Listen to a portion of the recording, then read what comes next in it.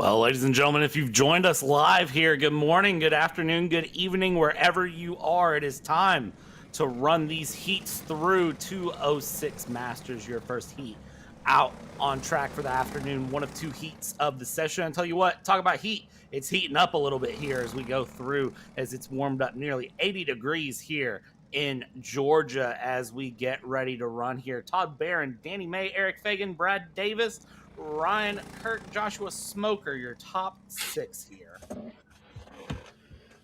It's going to be a good one here to watch who will come up on the top step as they end his heat race this afternoon here, as we see Todd Barron and company trying to get themselves lined up and ready to go racing for the next 7 minutes plus 2 laps. And I'm going to say these drivers are going to put on a great show. Brian Williams, a reputable driver who has competed in multiple different Masters classes throughout the years, as well as also Troy Toney. Looking forward to seeing what he can do.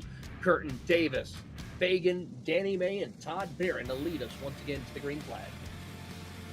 And here we go. We're formed up in the formation through the final corner. We go down the hill and around here, and then it's going to be into the tram lines for these 23 carts to get this thing rolling. Let's see, will they get the green flag? Will they get going this time around? We'll see here as we come through the tram. Few carts off in the run. I see some hands up. It looks like we are going to take another full lap around. We were not formed up before the tram line, so for the first time today, it's a false start and another loop around.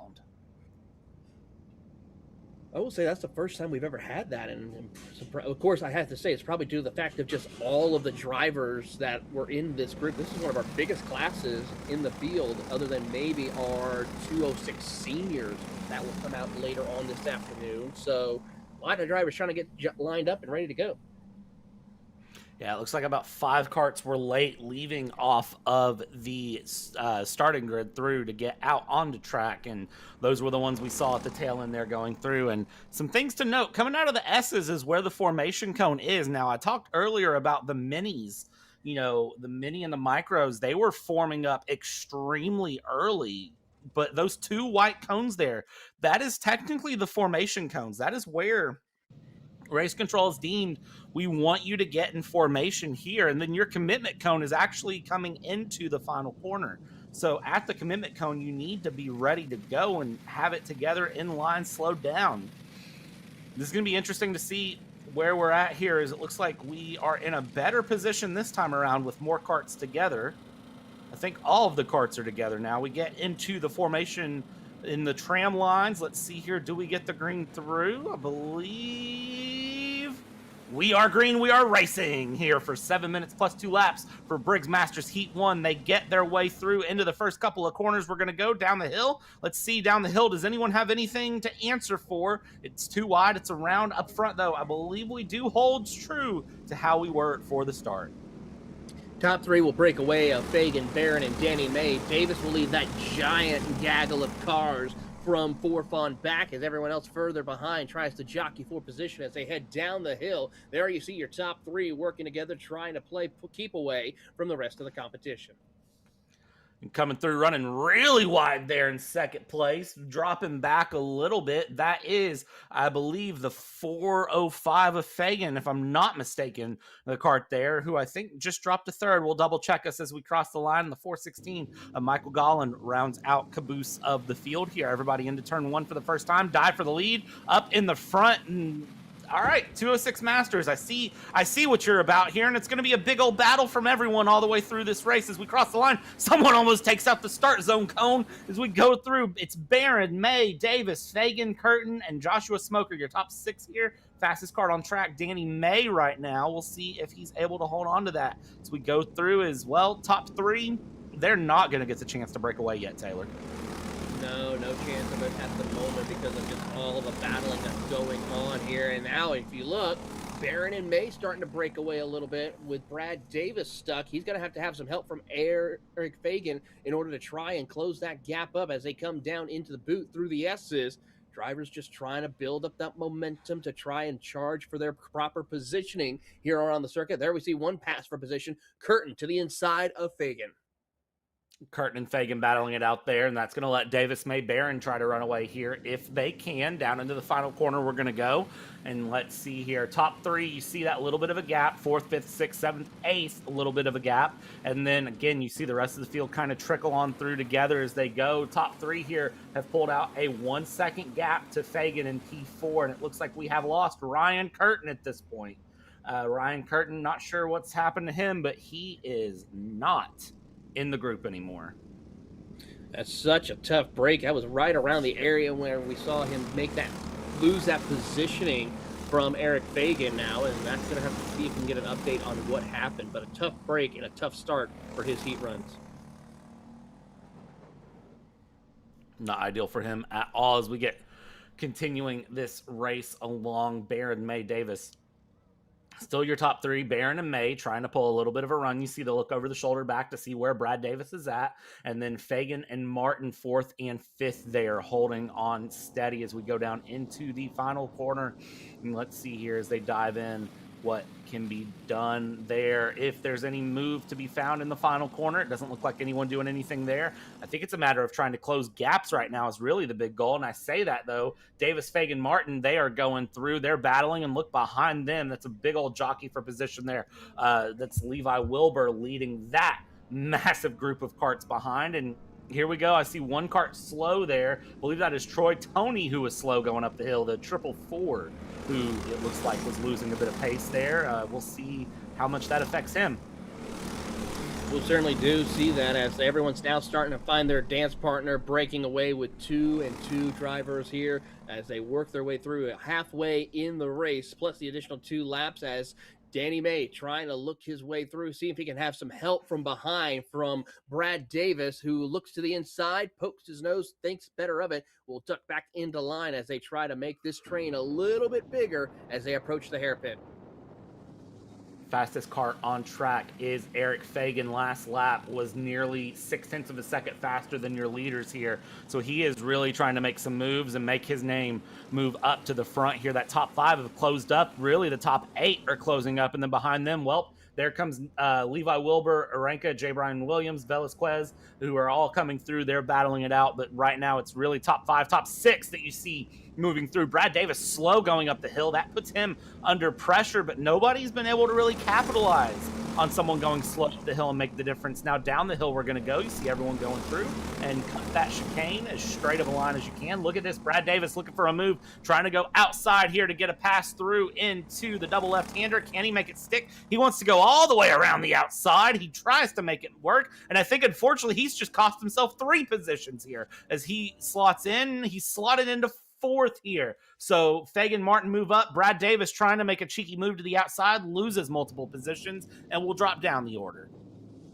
He certainly will. That will be not the best scenario for him as he has to now regroup and reset in this moment as they come out of the corner here. Everyone, you have a group of over 10 karts battling for that final top step of the podium here in this heat race as they come cresting down the hill through the little kink, and as they climb it up once again, Fagan trying to see if he can keep that momentum on his side. A little tap of the helmet from Brad Davis to try to work with the driver of Danny May. Big thing, trying to get people to work with you here to work through and along. That's going to prove to be big here as we go through. And again, you could see the run there going into the double left-hander here, the horseshoe area, as you call it, the S's.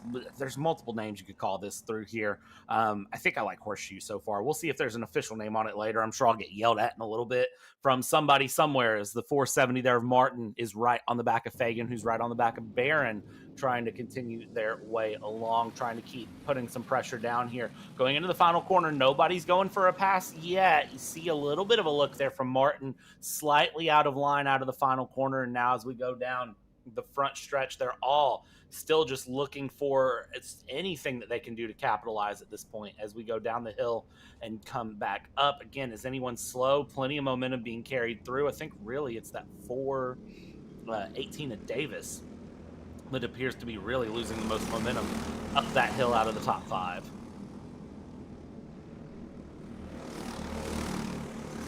Brad Davis has to have the pace to go for the race lead. The problem is that everyone is lined up accordingly to try and just keep that momentum on their side. And just as I say that, Davis moves up to third after finding his way around Martin, who's putting some pressure on him as they work their way through. A little tap of the helmet there from Martin as they work their way up to the top of the hill. And who will make the brave decision down into the hairpin to try and get a positioning ahead on these final 2 laps? Someone's got to make the decision to really get brave with it here. Nobody is yet, though, which is the shocking part. Nobody is deciding to be brave with it here and really go for a run. I see people poking the noses out. I see people taking looks, but nobody's really choosing to go for that big old send along here. Look at that. Kale Martin there. You see him bouncing the seat, trying to get a little bit more RPM in that 206 Briggs and Stratton engine, trying to get a little bit more going out of it here if he can, and he's not able to. Top 2 trying to break away. Barron and Fagan here. 2 laps to go when they cross the line. This lap plus 1 more to really decide out Heat 1 down the inside. Look at that. There's Brad Davis trying to go for a move. Inside turns to outside, turns to inside. He's not able to capitalize, and that might put him under a little bit of pressure from Danny May behind. If you notice right there, look at the gap that they have lost to Barron and Fagan at this time, with these drivers battling it out and seeing what they can accompany themselves through it. There you go, side by side. Davis to the inside, trying to get around May. It's not going to work. It's going to be a drag race if they come to take the white flag. White flag out. Danny May ahead of Brad Davis at the line here, but it's 1 lap to sort themselves out if they can. Here we go. Let's see how this plays out. Barron and Fagan, when do they start fighting? At what point does that 405 plated cart decide and say, you know what, I have to go for it? And they don't have that much of a gap from Martin, May, Davis, Tony. That is going to be what's really going to be interesting for them as they go through. So let's see how they go along. Up the hill we go, down towards the double left-hander, the horseshoe, as you will. Let's see here as they go through. Nobody going for anything yet. It's going to be a last corner pass if they decide to go for it.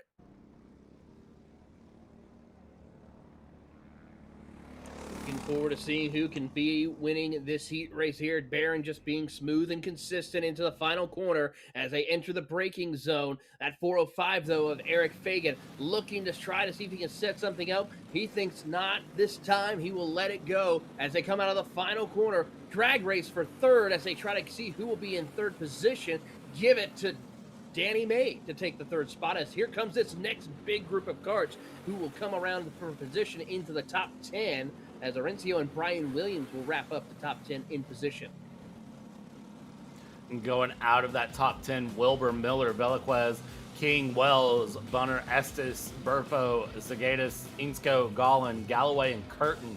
23 karts who took on this run. Unfortunately, I believe Galloway and Curtin DNFing and not able to finish, dropping out 2 laps ago and 8 laps ago, respectively, here as it stands. So that's Briggs Masters Heat number 1. So that is going to be an interesting Heat number 2 to watch here, because I think what we've really seen at this point is a lot of these karts have a good run while they were trying to kind of feel things out for position. That's the big takeaway for me from 206 Masters.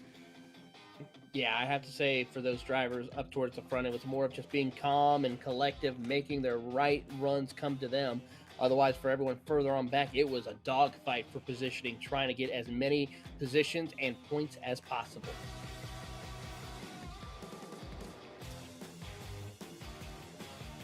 Coming up next here on the run, though, we take the shift again from our oldest class to our youngest class, and it's going to be Briggs Micro that come up next. 7 to 10 years old, 245 pounds, running the most restricted Briggs & Stratton engine that will run on the day to give it the least amount of power. It's going to be really, really interesting to see how the Micros run through. Again, you see a big variance between Masters and Micros, and really it'll give you a big idea on the difference there, going from the oldest, the wisest drivers to the youngest drivers who still, you can say, have a lot to learn at times.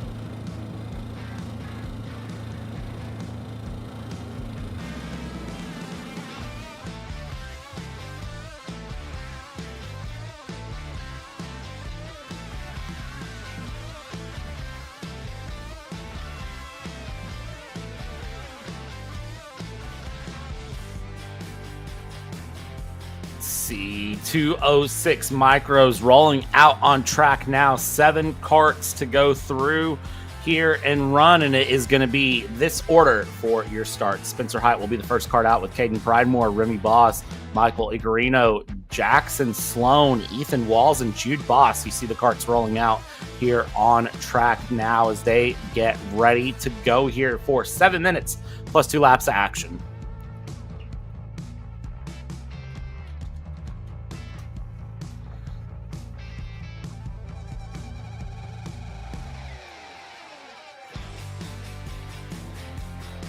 So, Taylor, I got to ask the million-dollar question here. As you see, they have formed up well into the corner. It looks like one kart actually spun around there trying to get into formation. They'll sort themselves out here and get going. I think that was Spencer Height, possibly, who actually spun in the corner. And you've got one kart through. That is Michael Icarino, the 206, that they're having to restart. Track Worker gives that Briggs engine one solid pull. It restarts. They get back rolling here. So, Taylor, got to ask, what's going to be the key here for the micros? I mean, for these young kids, it's going to be a matter of just making sure, one, they don't make mistakes like that, have that engine stalled, and another thing also that they're going to have to keep in mind is keep that momentum up. It's going to be a big help for them. If they lose any chance of momentum, RPMs, or bog it down, that is pretty much game over for them unless they have some help with a drafting partner.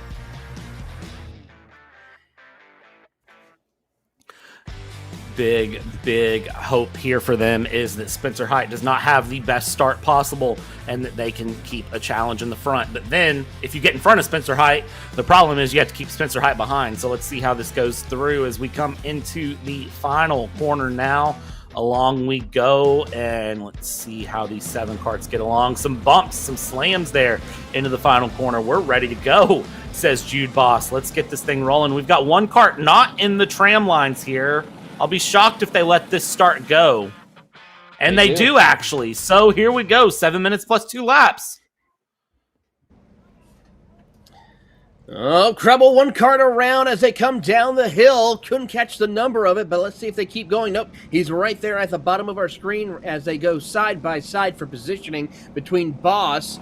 And as we'll watch and see, there's the lone spinner. That is the 299 machine of Walls, who unfortunately looped it around after having such a good start at the beginning.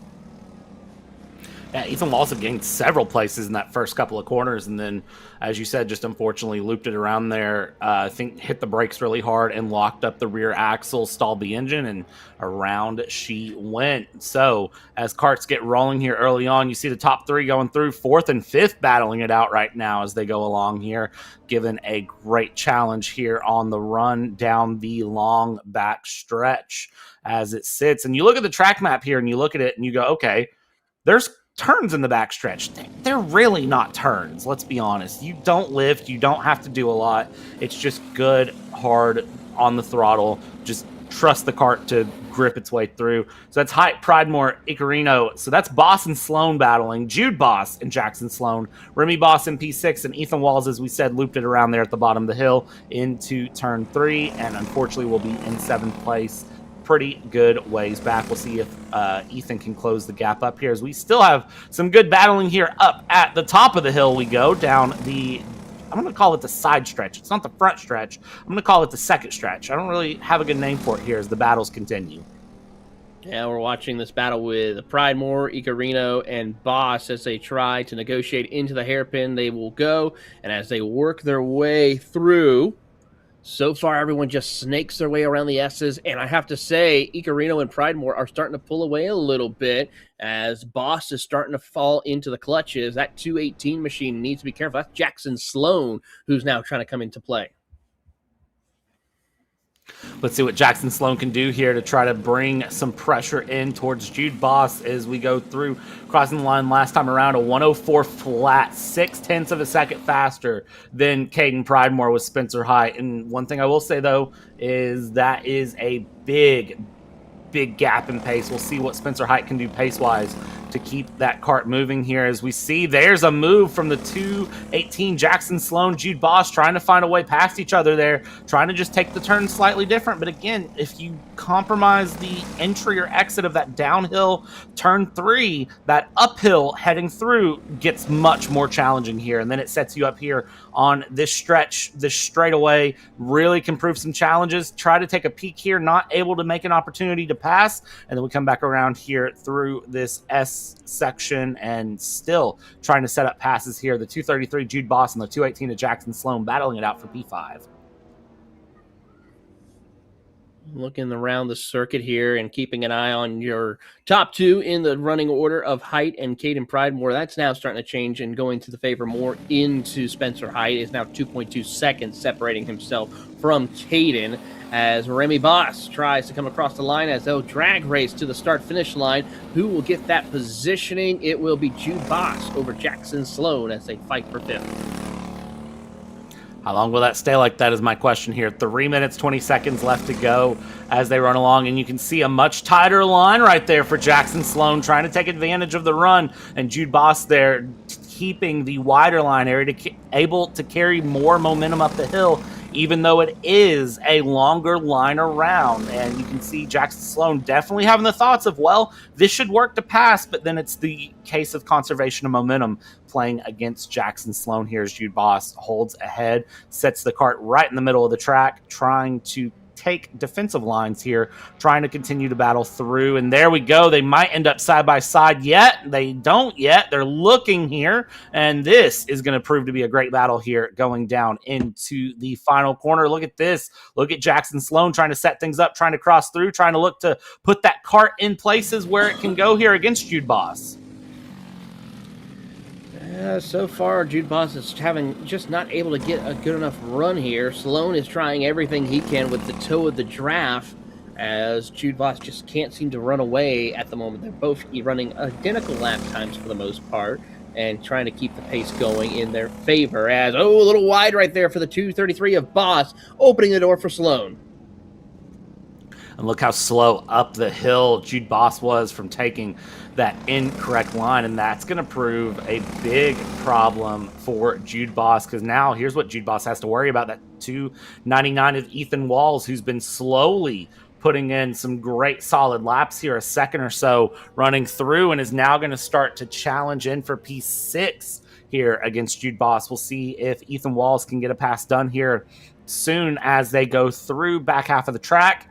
Let's see here if that 299 has what it needs here. Tucking the helmet, trying to find all the pace that he can here going through. And you can see there that Jude Boss just trying to hold on through and along. But Ethan Walls looking very quick here, taking a different line through the final corner. Jude going very defensive here. Down the front stretch we go. Let's see what happens here. Jackson Sloan again up into P5. Jude, see if this run down the hill really makes a difference.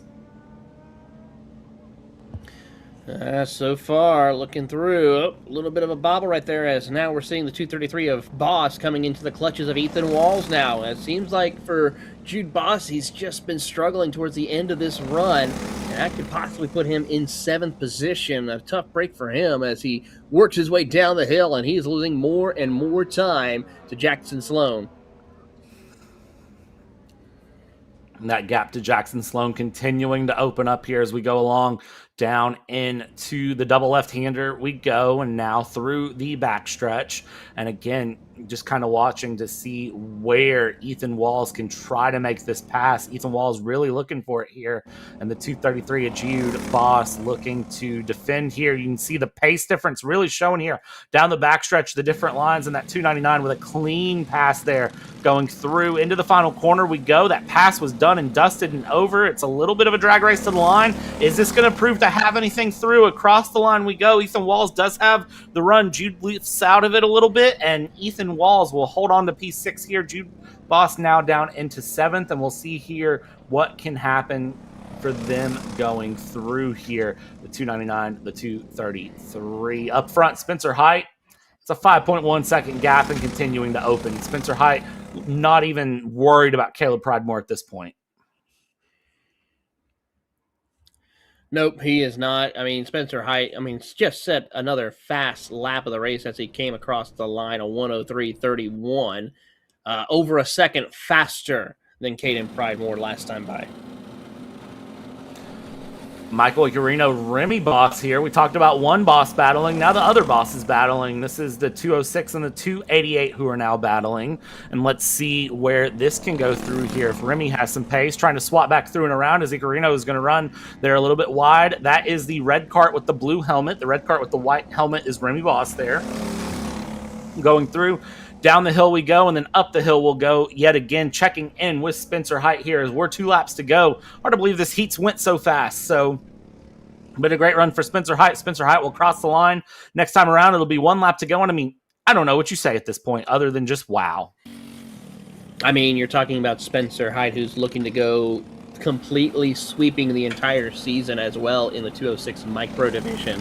As he comes across the line, he currently still has over a 6.5 second lead, soon to be probably more, maybe 7 seconds or more, and make it 7.5 just about, as he will lead the charge once again. Pridemore currently still ahead by a significant margin by 9 seconds over Michael Incenario, and Remy Boss is actually caught up to Michael as well, so keep an eye on that battle for third between the two of them. Just keep an eye on this battle as it goes through, because you never know what that battle for third can really shape up here. Spencer Height going down the double left-hander here into the S and down the back stretch. This is going to be just, again, another feather in the hat of everything Spencer Height has been doing so far this season. Spencer Height's been great so far, and as we said this morning, Spencer Height was the one to beat, and the same story here this afternoon. Spencer Height keeping it together into the final corner and is going to come down the front stretch. Will cross the line, and Spencer Height is going to win Micro Heat 1 by a dominating margin. Final margin, well, we're still waiting. Here comes Caden Pridemore. Caden Pridemore will bring it across the line, and Caden Pridemore is going to be in second. 8.9 seconds to Spencer Height when it was said and done. Oh, that's a round for Remy Boss. Remy Boss was trying to see what helped. That was actually Michael Iaccarino right there, who was trying to hold off Remy Boss in the closing laps. Unfortunately, looked like some slight contact, but that will move Remy Boss to third, and for Michael, fourth. Unfortunate to see there. I have a feeling that was just a last lap dive attempt there for Michael trying to get through, or for Remy and Michael. I'm sure that the stewards will have a look at that post-race coming through. Jackson Sloan 5th, Jude Boss 6th, and then P7, Ethan Walls. And you can see for the 288 of Remy Boss holding the helmet there. I don't think happy with what happened at all.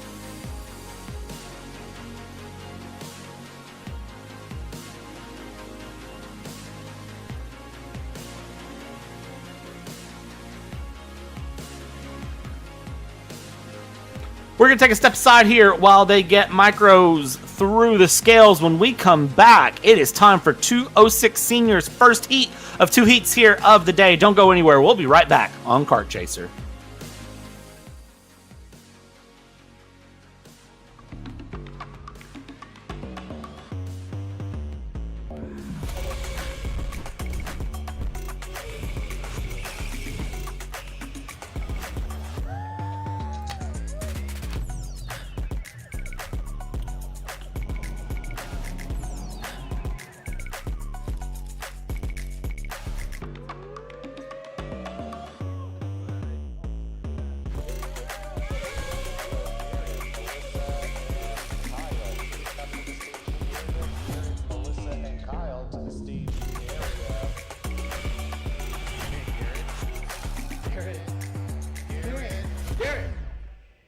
Let's go race.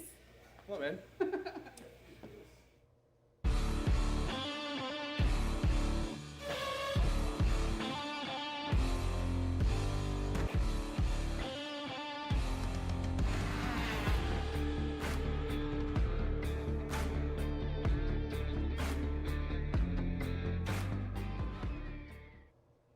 This is Henry.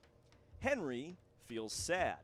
Henry feels sad because it's time for his next big race and his go-kart is in bits. Henry doesn't know that Acceleration Kart Racing is the United States' #1 shop for all of your karting equipment needs. Henry also doesn't know that Acceleration Kart Racing can deliver anything from tires to race suits and even wheels directly to your front door or to the racetrack itself, quickly and efficiently, with tech support available 6 days a week. Poor Henry doesn't even know that Acceleration Kart Racing offers free shipping to mainland USA on selected product if you spend $200 or more. Do yourself a favor.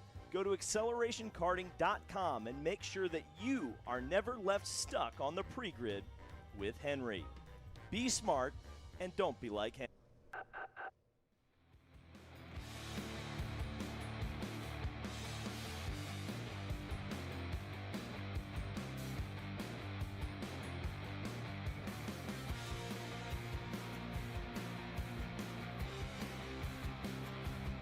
Welcome back, ladies and gentlemen, here at Kart Chaser for the Apex Karting Championships, Atlanta Motorsports Park. It's Southeast Region Round 3, and rolling out now is 206 Senior for their first heat.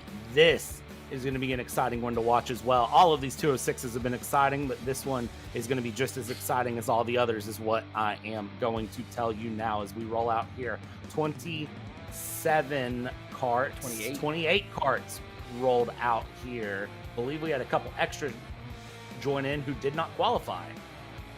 I think so. Owen Mall and Braden Heber are some of the new ones that were added on as they snake their way around this karting circuit to get started. You see the motorcycle racing going on here at the major track, the big track at Atlanta Motorsports Park, and then of course the kart track right here, cut away behind the circuit as they work their way through to line up, double file, and get set for our first heat race in the 206 Senior. Let's see here as we get going through. It looks like they are going to form up, but it looks like we will have probably an extra lap here with the amount of karts coming through. See the hand raise going through there. I think we're trying to get them all formed up before the final corner. Will that happen? I don't think so. I think we're still rolling a bit too fast here to get things going, so I would expect a bonus lap to be coming our way, but I've been proven wrong before.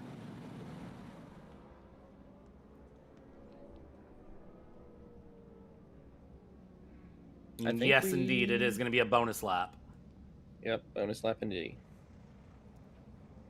I don't see the hands up from anyone, but I did not see the timer start ticking down here, so bonus lap will be the call to go around here. You can see everybody just getting the parts rolled around very quickly, unless my timing screen is wrong, which has been wrong before. Actually, no, it looks like we are battling because there's a pass for second place coming through. So no, maybe this is actually green flag racing for position here. So we'll see as they go along, how is this going to play out? And looking to see here as we wait to see as they come up over the hill.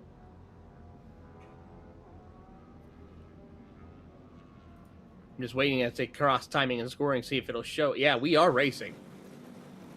okay, so we are indeed green flag racing. Looks like Nope. the timing and scoring did not set up. No, okay, no. They thought they were racing and they were 100% not racing. Okay, so we're not crazy. Well, actually, we're not wrong in this instance. I'll say that. I can't say we're not crazy, but we are not wrong in this instance. It does look like they thought they were racing. They're not racing. So we will shuffle things back around together to get everyone in position to get this 7-minute plus 2-lap senior heat underway.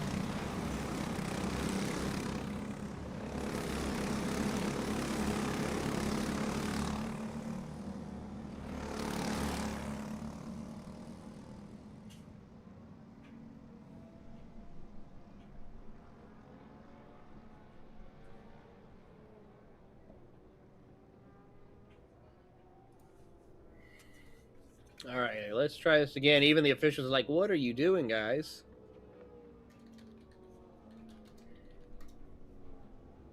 Yeah, you know it's bad when the official comes out and is like, hey, hello. But sometimes that's what the drivers need. They get so excited to race that they forget, like, hey, you have to get a green flag to race. We talked about it in qualifying. Do you remind the driver sometimes that it's qualifying because they'll be running like it's a race here? Some fist bumps going through. I like seeing that through the pack, and we'll see if those fist bumps show friendship or if it's just all for naught later. Here we go down into the tram lines we're going to run. Do we get an official green flag this time around? We've got all the carts grouped up together. And green flag, we are indeed racing 7 minutes plus 2 laps. Field works their way through side by side as Mark Steele has checked out with the race lead as they go 2 by 2 all the way back to the tail end of the field. A couple of 3-wide drivers also as we see them work their way up the hill and already now trying to get themselves sorted out. Bobby Krug and multiple carts go way wide off the board, nearly hitting the Armco barriers.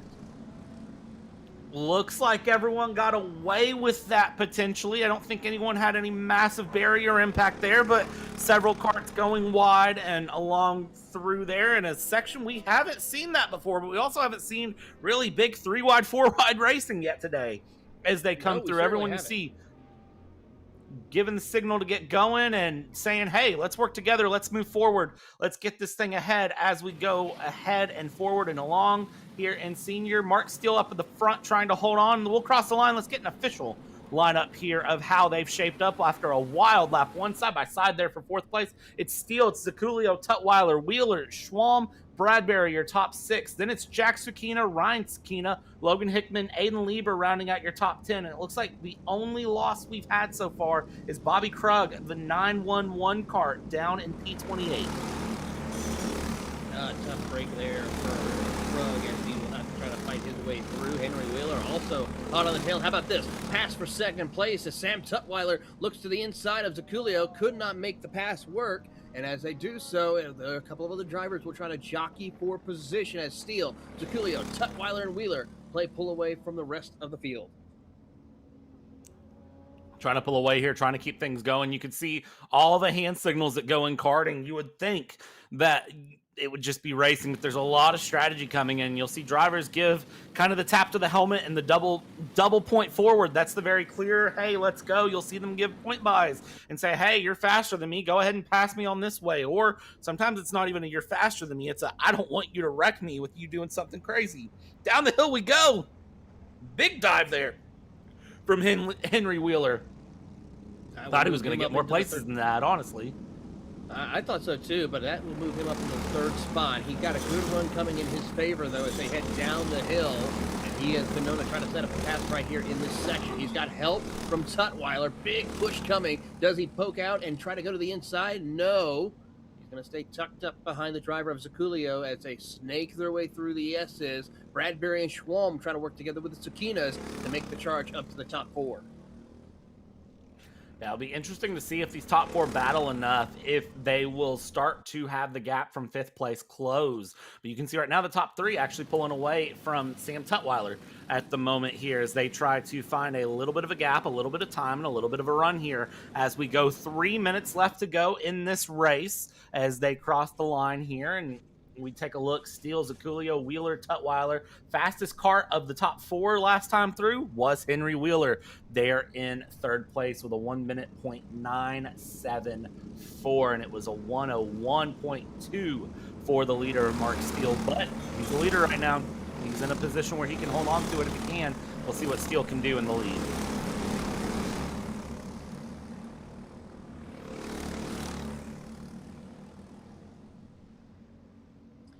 Looking through the field to see who else has been moving up their way, the running order. Braden Heber has picked up a couple of spots here after starting outside the top 15. Of course, also some other drivers as well we touched on. Bobby Krug, of course, not looking in a good position as Ife Jorgen Sealer out of the race, unfortunately. That will be day done for them. Hopefully we'll see them in heat race number 2 as they come out of the final corner. 2 minutes plus 2 laps to go. Steele and company continuing to stretch out that race lead by over a second now over Bradbury. Trying to stretch that lead here, trying to go for passes here as we go through, trying to look for something here. Zaculio shuffling down the order at the moment here, and that's going to let Mark Steele get a little bit of breathing room up here in the front as they go through, as that Browart Kart 901 of Henry Wheeler now up into second place. We look over the shoulder, look through, and Tutwiler and Zaculio now battling it out here for P4, P3. As they go through and around. This is going to be just hard fought racing for these front four. Everyone looks over the right shoulder coming out of the S here before they start going down the backstretch. They're trying to find who's where, who's doing what, why someone's doing something. I mean, you ask the 5 questions: who, what, when, where, why, and how, and that's basically what you're trying to figure out in the middle of a go-kart race where you're going at times 60 miles an hour around a corner with virtually enough gap to only put a piece of paper between you and the cart behind. Henry Wheeler now looking for the race lead. He'll dive it down to the bottom, takes over the top spot away from Mark Steele. Zaculio trying to follow suit, and he will try and work his way back into second as Zaculio drops to third. Zaculio there going for it and actually dropping down into fourth. Tutwiler moving up into third, and Wheeler holding on to the lead there. Mark Steele down into second.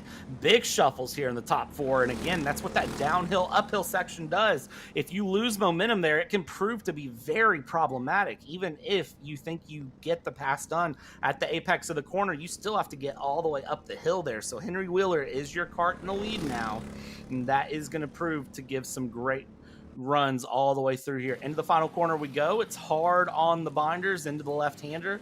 And now let's see here, because those 3, 4 battling have opened up for 5, 6, 7, and 8 to start closing in. They cross the line here. It's Wheeler, Steele, Tutwiler, Zaculio, your top 4.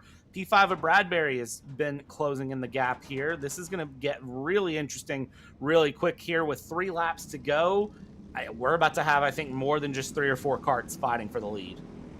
I don't know. Now that Henry Wheeler has some clean air ahead of him, that it might be a big help for him to pull away. He's been running some good lap times here. Last time by, he was significantly faster than Mark Steele, but with the help of the draft, Sam Tutwiler will push Steele to the back bumper of Henry Wheeler as they snake their way through the S's. Big push coming, and now will Mark Steele try something in the final corners? He's got the help from Tutwiler, and they have broken away from the rest of the top 5.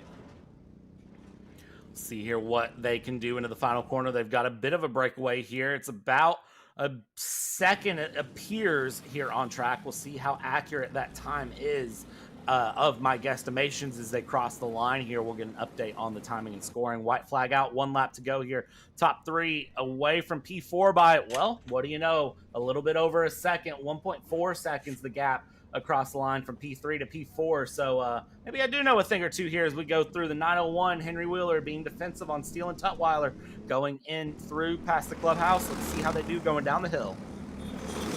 Down the hill, let's see who can make that brave last-ditch effort in this race. Big run coming from Steele. Tutwiler looking to try to follow suit, but we see Henry Wheeler just keeping that cart steady, not making any errors to make sure that Steele has to fight his way and possibly take the long way around the circuit to make this pass work for him.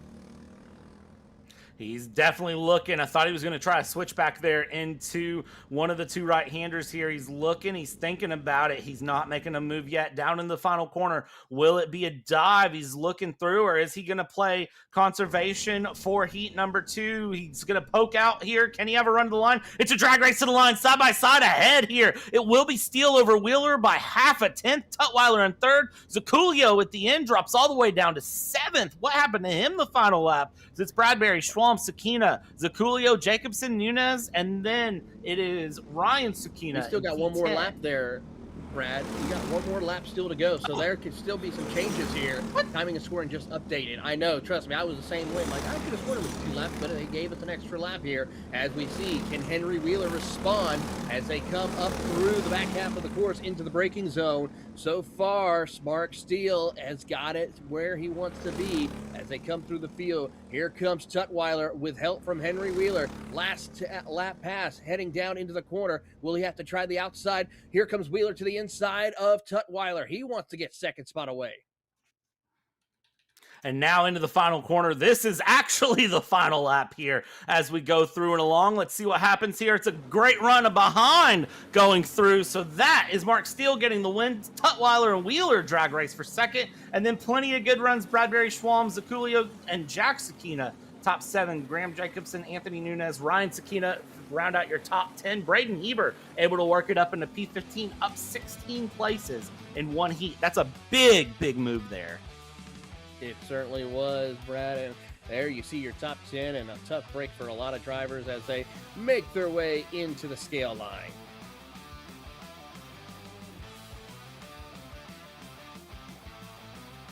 Into the scale line we go here for the run. Lots of fist bumps being given out. Everyone very happy with that run there in Briggs Senior. They had a lot of fun with that one. And, well, now they get to sit back and enjoy some 206, the Briggs Mini, coming up next here, ages 9 to 12, 255-pound carts, and they will have 7 minutes plus 2 laps to see if they can put on a barn burner just like Briggs Senior did.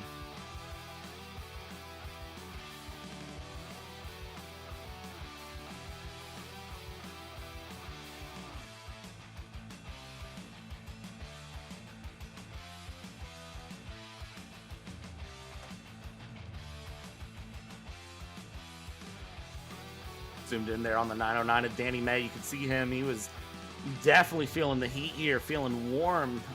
Second day of spring. It's 80 degrees here in Georgia. So he's definitely feeling good here. Mark Steele there up in the front in that 934 sitting, waiting to get ready for the scales here. Talking with Sam Tutwiler, the 990 in second place there. They're talking about their battles that they were having.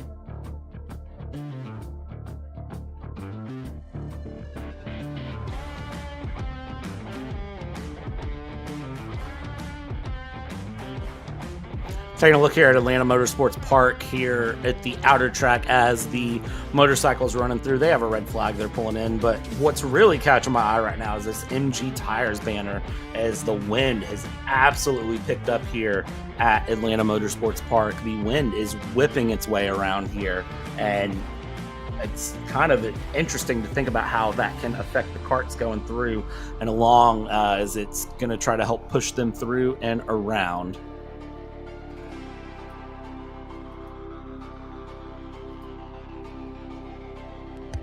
Absolutely, Brad. That's going to cause a lot of effects to the carts quite a bit with how much wind. It's a headwind, so if you notice, that's going to be directly at the head of them when they're heading down that side straightaway. So the draft is going to be so critical here at that point as they're working their way towards that hairpin on the back straightaway. And out on track to see how that headwind and tailwind affects them here in the Apex Karting Championships. It is going to be the Briggs Mini going out here for heat number 1. Ruben Greer and Bo Stowers will be your top 2, with Anderson Hemphill and Logan Pollock your top 4. Bo Laser, Robbie No, Easton Bailey, Ryder Wentworth, Elias Eunice, Ryan Hall, Liam Four, and Bruno Herrera the 12 karts that will be taking on Briggs Mini Heat number 1.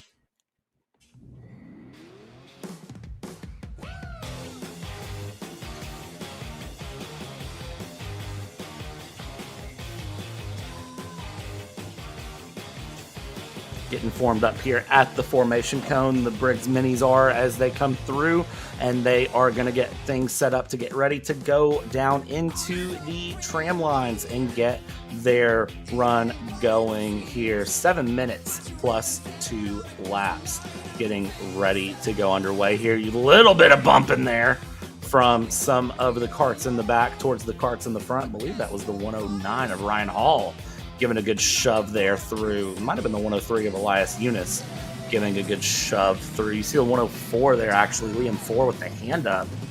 Not sure what might be happening there for that kart in the back of the run, but we come through the final corner. We're running 2x2. We get ready to go, and it is going to be into the tram lines. Will we get the green flag this time through?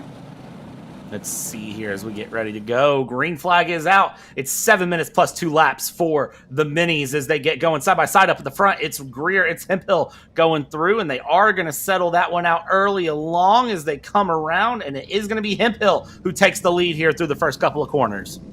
How about that pass down to the bottom to make that lead take over? That will now move Greer to second. Bo Sowers will be in the third position now as they try to work together and catch up to Anderson Hemphill as they work down into that next one. Here comes the pass for the fourth position to the inside. Logan Pollock trying to get around Bo Laser for fourth. Yeah, continuing these battles all the way up and down the grid here as they go. Hemphill, great move to be in the lead so far. As you said, that's the 187, the 181. That's Robbie Noah and Bo Laser fighting it out well back in the pack here as they go. So Bo Laser clearly not having a great race start at all, and that is going to be affecting him greatly. We'll see where he comes out here through as we'll come down to the line side by side here for the lead. We go again. Hemphill and Greer running through. It's Stowers, Hall, No, Laser, Pollock, Bailey, Wentworth, Herrera, Eunice, and Liam 4. 12 karts deep so far, and that's a 180 around. That's a dangerous place to be right there as we have a kart go through, and we are gonna big moment there going at the bottom of the hill. Yeah, we'll have to wait and see if we go red flag for that, because that was a hard hit for sure. As they will get the kids out of the way. Good to see that. And we will keep it clean and green, but that was a terrible hit right there. Hopefully everyone's okay, but we will watch on as Hemphill, Greer, and Stowers will work their way through. Hall will be in the fourth spot. Then Ben. Go ahead. Battle for the lead here coming up, it looks like, as we go through and along. I don't see a red flag out yet here, so I think we are still racing at this point. I don't see any red flags out. Nobody's stopping. We continue on here. Greer, Stowers, Hemphill going through your top 3.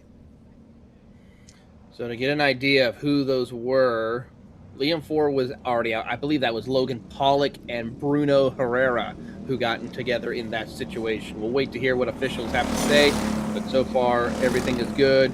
It's okay by the looks of it from what our camera operators who are on the track as well as our producer has let us know. Yeah, it looks like everybody is okay there. That is the most important thing to see. I think that's just one of those. Again, this is our second youngest class here. This is ages 9 to 12. So sometimes you have those big hits and it can be a little bit of a moment, but ultimately they are okay. And that is the most important thing here as we go. Greer, Stowers, Hemphill, top 3 continue to race along here. They are going to have no idea what happened behind them. They are racing right now for the lead as they go through. 4th place there of Hall. Ryan Hall with a good gap there ahead and behind to No and Bo Laser here as they go through. Top 3 coming through up the hill, and then down the hill they'll go. Let's see what they can do here to try to get a pass through. Stowers has to defend. Hemphill and Greer have to attack. That is the big ask for them on the day. If I was Hemphill, I would not be worried about with Stowers trying to get the race lead away from him right now. I'd be focused on doing exactly what he is right now, running away from Ruben Greer. The less cars in your battle pack, the more opportunities you have to plan your time to make the move and get to the front of the field.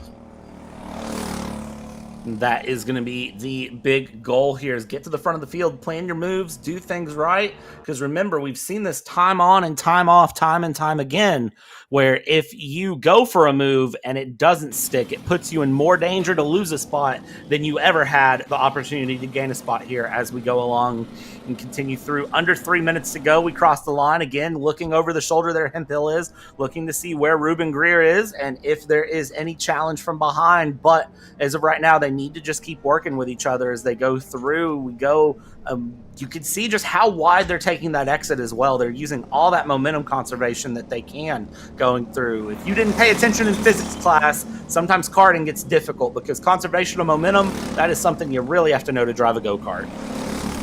Absolutely, and with these two not really battling it out, that allows them to make slow increments to pull away from Ruben Greer, which is going to be a big help for them. But with 2 minutes to go, a lot can still happen. Hemphill just keeping pace. He's ran the fastest lap of the race so far as they come cresting over the hill towards the final corners.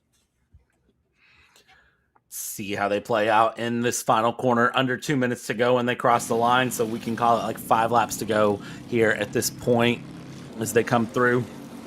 Let's see here, crossing the line.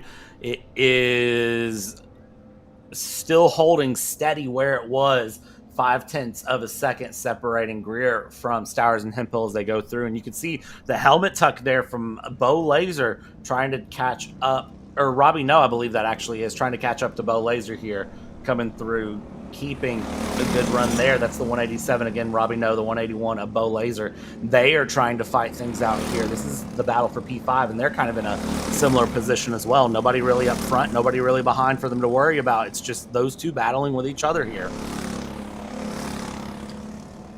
Watching on as we see our race leaders continuing to try and see who could be the top step of the podium amongst them. They're actually going a little further back. Here's No, along with, I believe, Bailey in the mix. That's the 181 of Laser right there. Bailey's right behind in the 188 machine as they crest over the hill. A little bit of separation amongst these three, but this is the battle for 5th position. And that battle continuing very well. Up front, though, look at this top 3 as they go a whole lot of nothing between Stowers and Hemphill, holding just a piece of paper between the bumpers as they cross the line. And probably that piece of paper would be squeezed between the bumpers if it even fell through. Let's see here, because they are bumper to bumper coming through, and Greer has closed the gap as well. So we're back into a 3-kart battle for the lead at the moment with 20 seconds on the timer. So it will hit 3 laps to go. It'll be 2 laps to go when they cross the line, and then white flag the lap after that. So let's see how they go along here as they come through down in the backstretch again. Still holding single file right now, but the big thing to watch, Greer has closed up quite a bit here. Greer has made a big run, and he may try something here in these closing couple of laps with 2 laps to go for him as they come across out of the final corner. Who will make that big send in the first opening runs as they come into turn number 1? Hemphill's going to stay glued to the back bumper of Bo Stowers. Don't make your move too early, because if you make your move too early, there's still a whole nother lap for them to get by. So you just gotta be smart with it here is the big key for everyone. Greer losing a little bit of time up the hill there, not getting the fastest exit through. Hemphill looks over the right shoulder there, coming out of the corner, looking to see where Greer is right on the back of Stowers. Is this the time to make the move? Are you going to think about making the move now? You feel like you have the pace, but is it worth it to make the move? The answer so far, no. 206 Mini top 3 holding where they're at. Stowers, Hemphill, Greer. Watching on here as the 124 of Hemphill now gives a big push to the back bumper of Stowers. He wants to try and break away from the driver of Greer as they head into the corner to get the white flag. White flag this time by 1 lap to go here in 206 Mini. And let's see here. Greer's lost touch that he had there with the top 2. It's Stowers and Hemphill. Down the hill they go. Let's see. Nobody able to make the pass yet. They're going to hold on. When does Hemphill decide to go for the move? He's going to have to try and do it probably as they come down the hill if he can get a good run from the toe and try to slingshot past Stowers into the braking zone of this hairpin. He has a great shot to do that. Will he poke out? No, he's going to stay tucked up behind. Doesn't have the run he needs. means his next move here for Hemp Hill is going to be down the final corner, down the front stretch. We'll see if he's able to make that work. He stays right on the back here. Hemp Hill does on Stowers. A little bit of bumper there to Stowers trying to go through. Let's see, does he decide to pull out of line now into the final corner? The answer so far is looking like a no, and he's going to hold in position. He pulls to the side here. Does he have the run? They're going to cross the line, and it's Hemp Hill showing over Stowers with a 0.000 gap. Greer showing him P3. We'll need to get a replay of that one because Hemp Hill to Stowers, that is right there. 0.000 is the gap. We'll double check that and see if we can't get a more official answer, but unofficially, our timing is showing Hemp Hill over Stowers.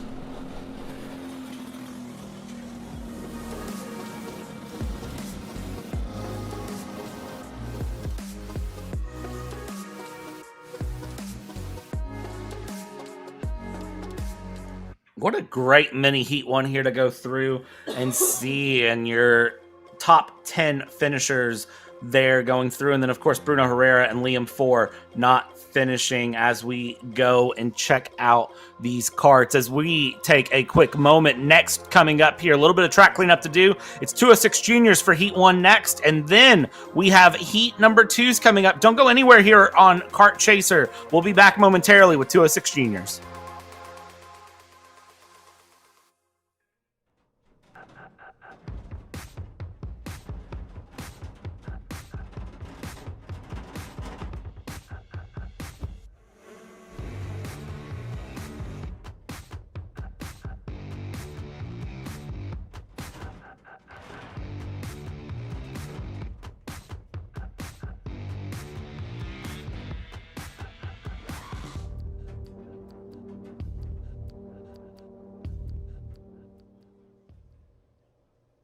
Welcome to the future of kart race preparation, Kart Sim Pro North America.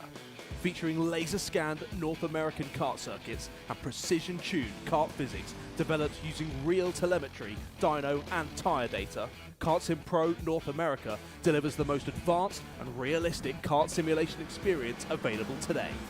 Whether you're training for race day, refining your lines, or shaving tenths off your personal best, Kart Sim Pro gives you pro-level insight without leaving your home. Trusted by world champions, coaches, and karting enthusiasts alike, this is where virtual practice translates into real-world performance. Experience the thrill, the challenge, and the edge. Kart Sim Pro North America. Use code CHASER20 to get 20% off today.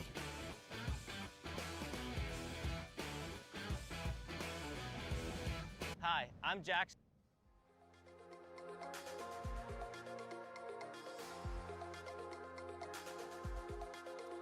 Welcome back, ladies and gentlemen, here to Kart Chaser. It's our final heat number 1 of the day. It is going to be the Briggs Jr. heat number 1. Bowen Green and Laney Thigpen will be your front row with Kai Mars, Evan Frey, Riley Doble, Jet Price, Leighton Mull, Wyatt Cataldo, Richard Rosinski, and Ben Beck, your top 10 here on the run for this Briggs Jr. heat number 1. This is ages 12 to 15, 320-pound kart and driver. There's the word I'm trying to say. Kart and racer combined going through. So this is going to be an interesting one to really watch and see. This is going to be one of those where you really see the elbows out. You really see some hard racing. And let's see how they do here in formation. I was getting ready to say, I promise we are professionals. We do get a little tongue-tied, though. But, yep, it's going to be some great racing action here in our 206 Juniors. I'm curious to see what Bowen Green can do. Lane Thigpen, a newcomer here for the season. And then, of course, we got a couple of our championship competitors all right here, ready to put up a fight. Coming through the final corner here, all in formation. Looks like we should get a start here into the tram lines. Let's see, do we get the official green flag run? They come through and cross the tram lines. We are green here for 7 minutes plus 2 laps for heat number 1. And right away, Bowen Green trying to hold on. A little bit of contact there in the top 3. 3 wide coming through down the bottom of the hill. And it looks like everyone gets away. I lied. 4 or 5 karts off there in the run. 821, 802, 848. And you see everyone having to do the bounce. really get things going here. That is the 880 who is in that as well. That is Thaddeus Kocher with the 821 who is around as well. That's Xander Sonardo who was around as well further back in the field. Tough break for some of those competitors who were looking to try to pick up a couple of extra spots somewhere around the circuit, but unfortunately that will end their runs here. So we'll keep an eye on this as they are still now having to push them up the hill. That is a very steep hill. I can't, like, I mean, look, it is a steep hill, and the thing is, you've got to have the that is what we talk about when we talked about you got to have that conservation of momentum. And look at this, the track workers trying to get these karts up the hill as the field is coming across the line. Now they're coming down the hill. We got to get everyone moving around here. Track workers trying to get out of the way, and now we're going. You see them waving the hands up. They're kind of saying, hey, watch out here as we go through. Might be slow karts ahead. All right, I think we're still going, though. I think we're good to go.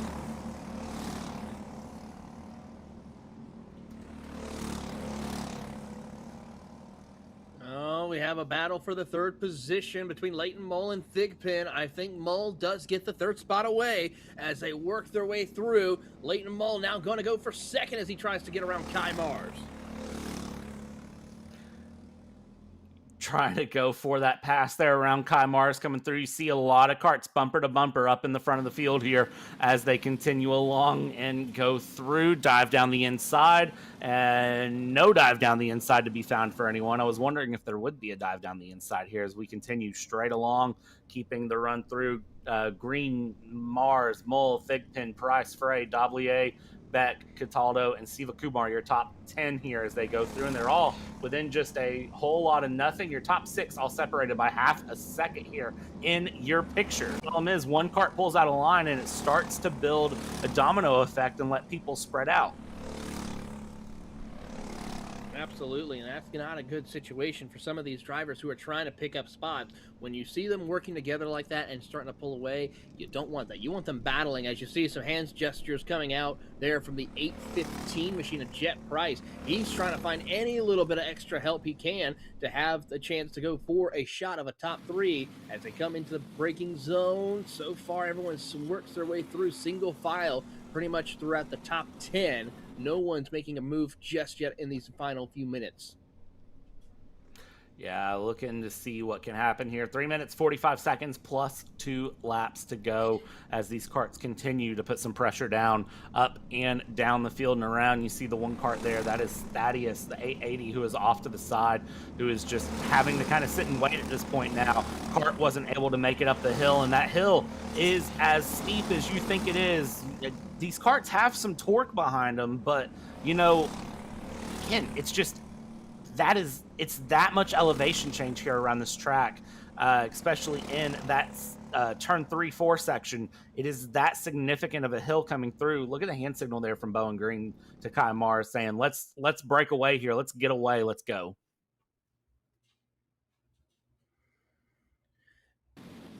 I gotta say, for Bowen Green right now, he's gonna worry a little bit about Leighton Mull. Leighton Mull has had some incredible pace all season long. He's had some bad situations come up that prevented him from coming out on the top step. But here, I think, could be the chance where we see Leighton Mull going up there for the win. Definitely would agree with you on that one. I think for Leighton Mull, it's just a matter of when that pass happens, not if that pass happens. And then the question is if he can hold on to that lead when he decides to make that pass here. Coming up on a little bit of lap traffic that'll be hindering their progress. That is Xander Sorrentaro. That is one of those karts that we saw involved in that turn 3 hill situation that was going through. So we'll see here for Sorrentaro what his decision is for getting out of the way of the leaders, as the leaders are very quickly approaching here as they are going to just dive to the inside and go around. You see him giving the right hand. Oh, a miscommunication there for third, and they hit him in the rear bumper, third and fourth. Bit of a bump draft there, and now that gives Green and Mull the run that they need to try to break away here. Leighton Mull looking for his chance to get his first ever career final win this season. He's got 2 heat race wins to his name back over at the North Florida Kart Club. He is your championship points leader, but yet last time out in Jacksonville, he did not finish inside the podium. He finished 7th, but that was still good enough for him to hold on to the points lead, but still a lot on the line. He's got to be patient, not make any mistakes, and make sure Jet Price does not have a good finish as well this week. Yeah, it's going to be very, very important for him to capitalize on his position here while he goes through. 60 seconds to go plus 2 laps. They'll cross the line here with under a lap worth of time remaining, so you can call it 3 laps to go as they cross the line. Let's see as we go through. Is there any look of a move from anyone in the top 4? The answer is a resounding no. Yet again, you see them all electing to hold position here as they cross the line. And here we go. 3 laps to go this time by, you can call it, as we go through. Down the hill we go, take the run, and now it's up the hill we're going to go. And you see them use all that run, keeping all that momentum they can to get that kart to go forward. It's very important, and well, we've seen the consequences now of what happens if you lose momentum for multiple karts. It's problematic.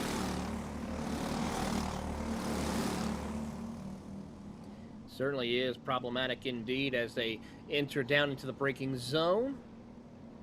And Bowen Green and Leighton Mole have to deal with the pressure from Kai Mars and Thigpen. It is basically a Burrell Art in the mix of a comp kart sandwich here, as he has got to be careful when he can pull the trigger, because he knows if he goes out of line, then he knows Mars and Thigpen will fill that gap quickly and prevent him from slotting back into second.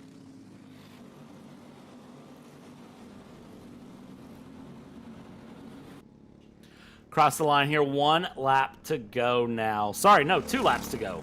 Let me make sure that I don't make the same mistake I made a couple runs ago here. 2 laps to go as we go. And you can see here, nobody looking to make a move at the moment. They all continue along here at this point going through. Here we go.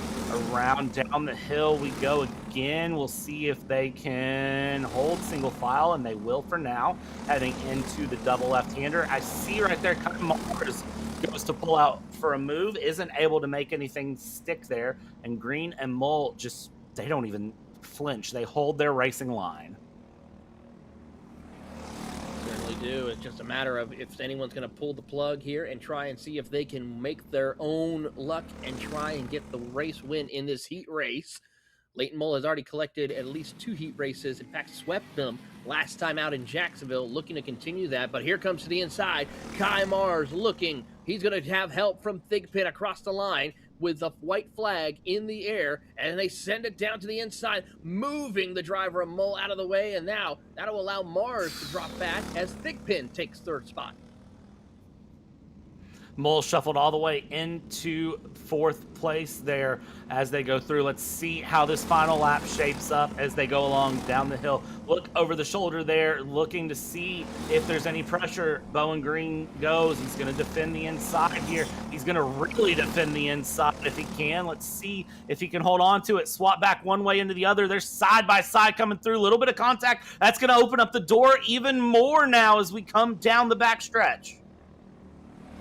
Leighton Mole with the race lead where it matters most for him, looking to try and clinch the 206 Junior Championship here this weekend as they head down to the final corner. And what a way to do it, by coming home possibly with a heat race win. He gets bumped out of the way out of the final corner as they come across the line. 3 wide contact, multiple cars go around, and it's going to go to the driver of Green with the win.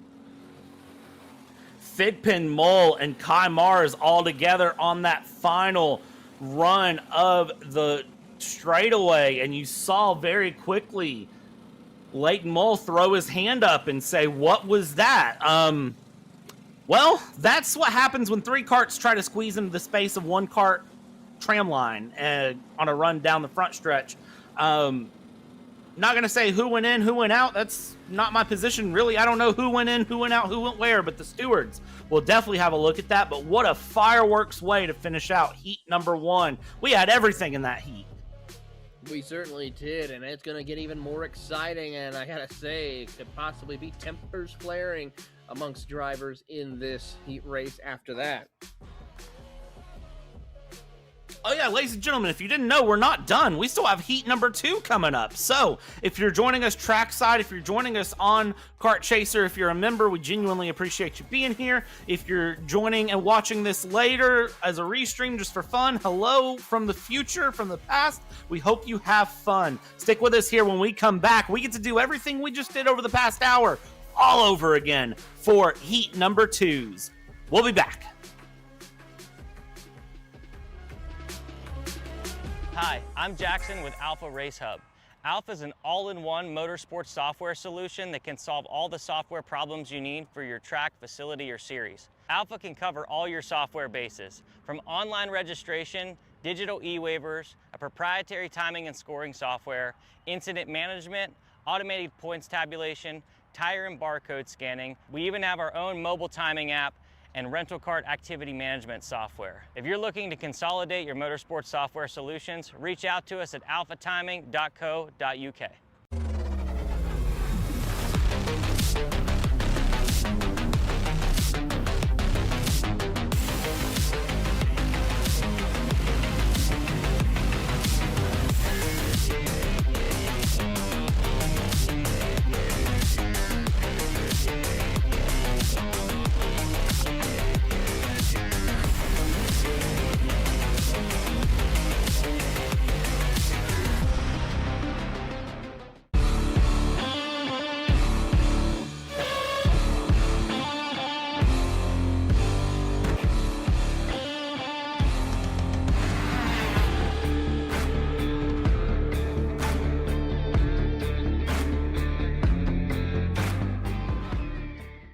Chrome Motorsports builds champions every day, drivers who won on the world stage. The Tillotson T4 Series is pure spec racing. Same engine, same chassis. When you win, it's because you were the best that day. Your edge is not the kart, it's the setup, the strategy, and the race team. With our Arrive and Drive program, you simply bring your gear, we provide the equipment and the championship-winning support to every event. Stop wrenching, start racing. Your path to the T4 Nations Cup in Spain starts with us. For more information, contact us at macromotorsports.net. Are you ready to get behind the wheel? From Formula One to NASCAR and IndyCar, all the pros start here.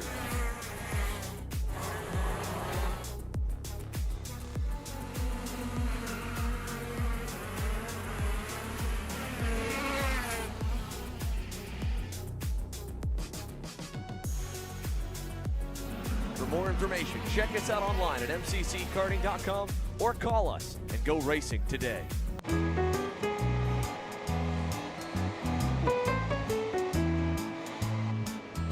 Gee, looks like we're missing the engine. What the hell am I supposed to tap?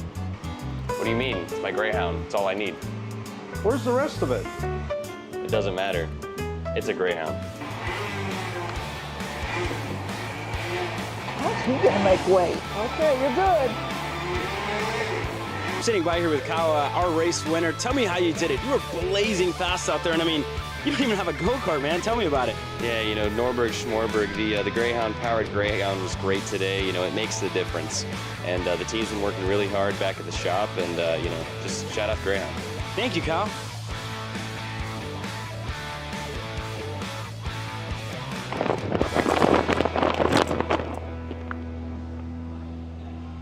How the f did you just win? Doesn't matter. It's a Greyhound. Are you stuck with your kart racing? Not sure the ideal kart setup? Or going to a track for the first time? Well, Kart Class has the answers for you. Our online portal has a wealth of experience and knowledge to help your kart racing. From kart setup advice to track guides that are targeted specifically to your circuit, or the driver coaching aspects with mindset, racecraft and driving techniques. If you want to take your karting to the next level, visit us at kartclass.com.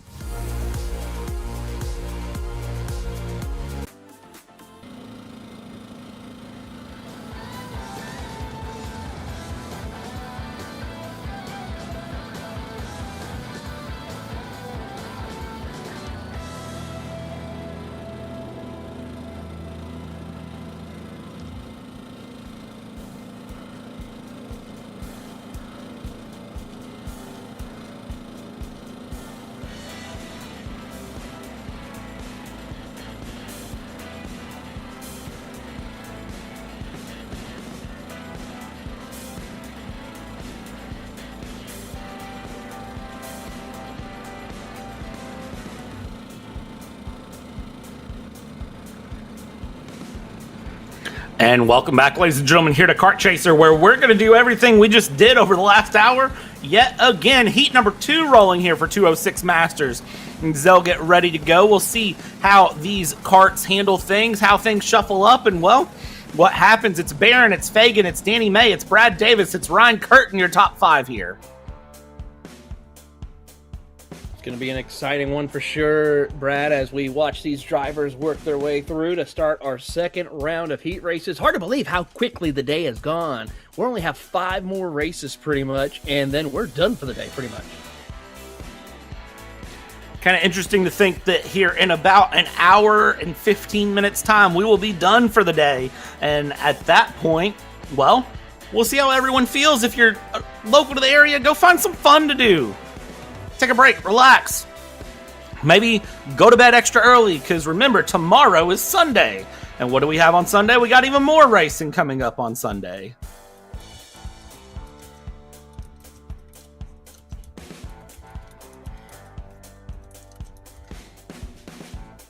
Karts forming up into the formation here before the commitment cone as they get ready for the final corner here.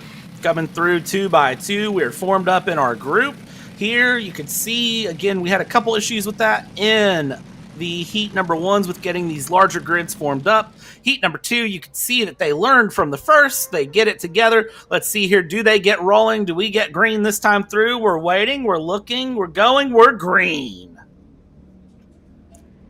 Great jump there on the bottom of the racetrack for Eric Fagan, but how about this? Around the outside, Todd Barron will get the spot away, move him up to the race lead as drivers jockey 3 wide, almost up the top of the hill they will go. Almost going to go 4 wide for some of them as they come cresting down into turn number 3 and 4. One driver a little bit too wide off corner exit.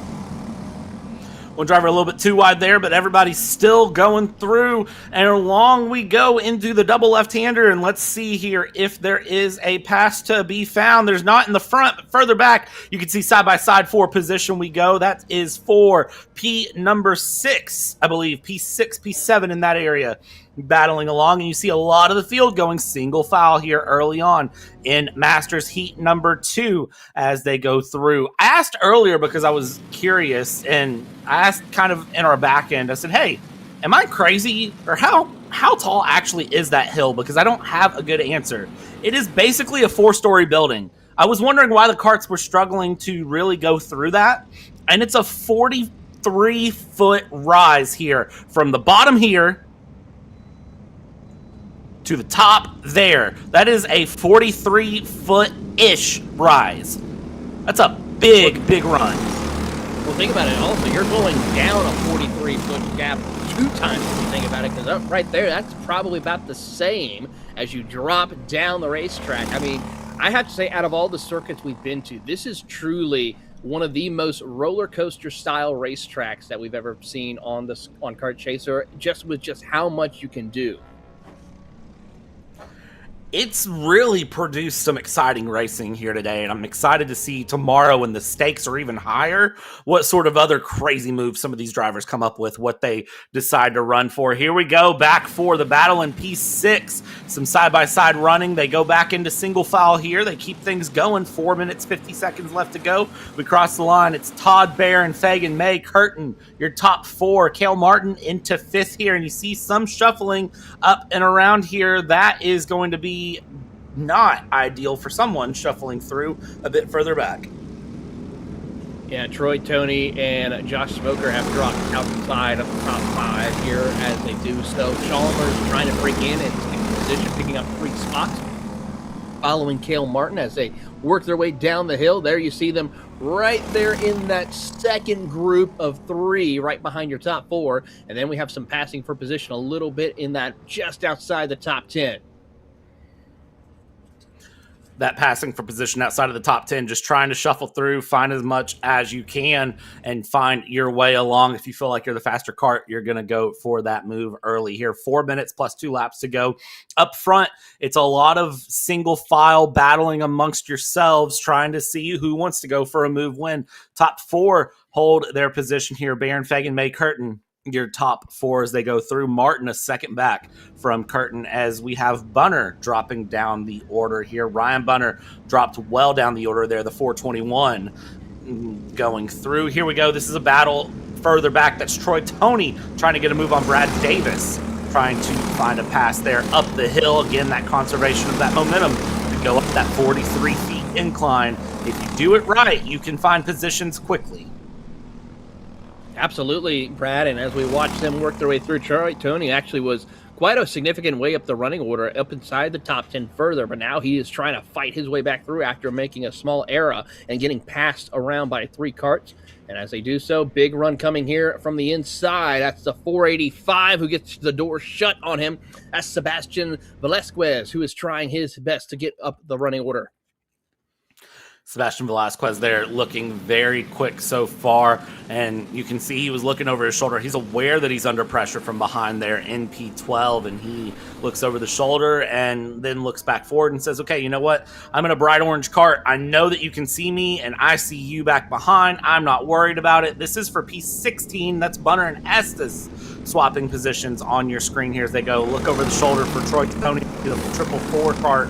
They're looking to see where Brad Davis was, see what's going on behind as they go up the hill here, continue along and keep the middle backpack moving through. Your leaders still sitting where they're at here, top 4, not really doing much at the moment. I think right now it's just the calm before the storm. If someone does get a run, they may try to go for it, but these 2 Toney karts that you see, Barron and Fagan, not really going to push the envelope. They're going to try to just keep working together, to keep Danny May and Ryan Curtin behind. And then maybe towards the end of this race, white flag, if we see one of them get a run, that could possibly change things. Been waiting to see May try to make a move here at this point in that bright yellow fire suit going through. And let's see if there is a move to be found for May here at the time. Not looking like it. You saw a little bit of a cut there from Curtin to the inside, but again, you cut a little bit there, you lose momentum, and there's a move we have not seen at the top of the hill, heading through, goes around the inside. May says, you know what? I'll take second place from you, Mr. Eric Fagan. We'll go through. I'll hold on to second. You don't need this. I'll keep it nice and safe, and then I might go for the lead here if I'm feeling it. But down the inside, Fagan makes the move back on Danny May, and, well, they're right back how they were. They certainly are, and that allows Todd Barron to run away a little bit, stretching out that lead by about 3 to 4 kart lanes. So now Fagan, May, and Curtin have to work together to close up that race lead, which shouldn't take much, but if they keep battling, that will allow Todd Barron to run away from these 3 competitors. We'll see here if he can run away, because as they come down the hill, that gap has very quickly closed. Look over the shoulder. What's the gap at the line? Well, it's 1/10 and a half, and I'll tell you right now, it's about 1/2 tenth, and it's closing even more. May gonna think about a move down the inside into turn 3. Not able to do so, but he's certainly trying to set himself up, and I think he might have just found something. Look at the momentum he had there to come up the hill. He looked like he had a bit more speed, just entering that hill a bit more to the inside of the track there. Maybe it's just the light playing tricks on me here, but I think May is really starting to guess things out here as the time is about to be done. And Curtin is going to try to call a curtain call and go up the inside on May. Does so. We'll see how this one plays out. Found an opening, took the spot away, and now sits in third. He's been one of the fastest drivers in this group of 4 for the past few laps now, and he is going to try to set his pace here and see if he can make one last push with these 2 laps onto your race leaders as they come out of the final corner. Big run. Does he look to the inside as they come down the front straightaway? Nope. He's going to push the driver of Eric Fagan. 2 laps to go for heat number 2 for Briggs Masters. And let's see how this plays out. Up the hill we're going to go, holding single file so far. But again, you see May, great run here so far to get through that hill. That's where he's finding a lot of time, but he's got to try to find some time at the end of the lap as well to make the difference here. Top 4 separated by a whole lot of nothing as they come through into the double left-hander. We're going to go, still holding single file. Nobody looking for anything crazy here. Curtin a little bit swirly there going towards the second apex. And look at 5th and 6th place. Martin and Calmers, they're not that far back as well. If this battle starts to get too crazy, well, you never know. We could see Jeff Chalmers end up in the win there. Absolutely. Coming around to take the white flag one more time around for Todd Barron and company here for the final time in your 206 Masters for the day. And Todd Barron going to hold on, but Fagan may try something going down the hill. Looks to show the nose. Not close enough, though, to make the pass stick as they climb the 43 feet up the hill. And they get those engines wound back up to go again. Here we go, through the corner we go. No pass this time from May. We saw him try that once and it not work out. Coming to the double left-hander here. He is running through on this second straightaway and really just sitting in place. He's sitting, he's waiting, he's thinking, and you got to wonder, what does Danny May have under that yellow sleeve? Right now, it's a whole lot of just following through. You can see Ryan Curtin trying to take a peek around to Curtin here as Fagan and Barron, they go through. May's going to go to the side here, down the inside. He makes a pass on Ryan Curtin. Up front, is there a move? Barron and Fagan, are they going to look for anything? It's a switchback right now from Curtin and May. They go side by side down the front stretch. It's 1-2, Barron, Fagan. Third place will come out to be Danny May. Ryan Curtin fourth, and then fifth and sixth, Martin and Chalmers go through, and then Troy Toney, give it up for him in P7. J. Brian Williams finds 8th place. Great run here for some of our competitors. Great racing action for our 206 Masters for the day. We'll see them tomorrow afternoon for pre-final and final actions, and then give out the big trophies and the big points for Championship Sunday for our Apex Karting Championship South Division. And there we take a look at our winner in the scale lines. Everybody in the scale lines here, and you can see some conversations going there. That is going to be Danny May and Ryan Curtin talking it out, and I have a feeling that they're just saying, hey, that was some good hard racing. What could we have done different to get up to Barron and Fagan there going through? Again, reminder, this Masters category, this is drivers age 30 and older, and this tends to be a lot of good friends, a lot of drivers that know each other very well, and they like having that hard fought racing all the way up and down the field as they are all getting out talking, going through. Nothing too crazy going along here. And well, you can see Chad Miller back there in the back. They're talking about something as well here as everyone is just stretching it out, hanging out. They've had a long Saturday. It's been a long weekend for them as well here. You see the teammates talking as well, going through, and well, yeah. Sure, some conversations are just kind of like, all right, well, the setup wasn't what I thought it would be. It's warmer than I want it to be. Man, it's a warm day, can I tell you that? I'm guesstimating based on hand motions here. So you're telling me you can't read lips, Brad? Not when I'm looking at the back of their head. I cannot. We see them continue to roll.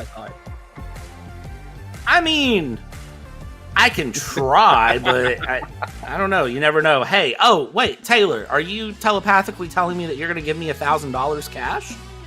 No. You're going to send it overnight FedEx? I mean, are you going to, cash app me some later on, I guess? I mean, shoot, if you have $1,000 to cash app, then I can cash app it back to you. How about that? Oh, yeah, we'll make that work then. It's just somewhere here in the woods around Atlanta Motorsports Park. Don't you worry.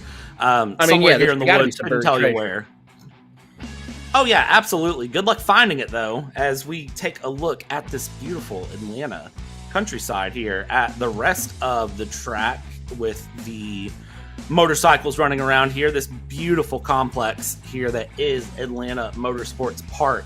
What else can you say other than this is awesome? This is such a great view to see here going through. But the best view to see is the karts on track, because Micro Heats number 2 is out now. We go from our oldest drivers to our youngest drivers here for the final time of the day.